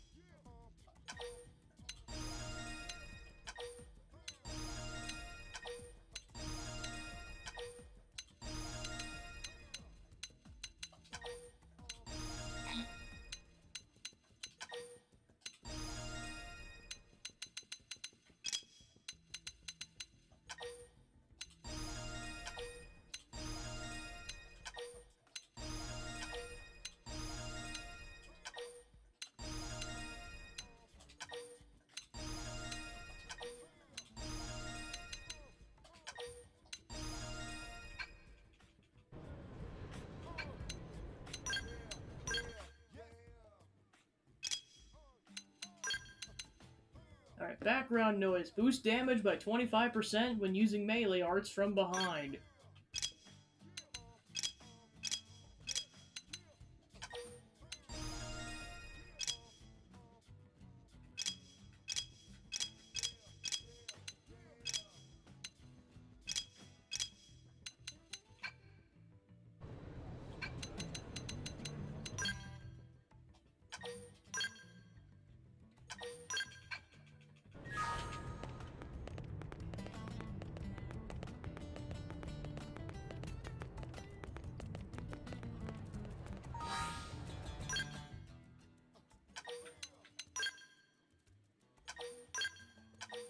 Alright, and that's where we'll leave off for today, so next time we'll continue exploring with everything this game has to offer. Alright, so thanks for tuning into the stream. I was able to get some more progress done in the game, and that will be the schedule for the rest of the week, is just clearing through about 6 more hours of it. That'll be about it, so let's go find a raid target.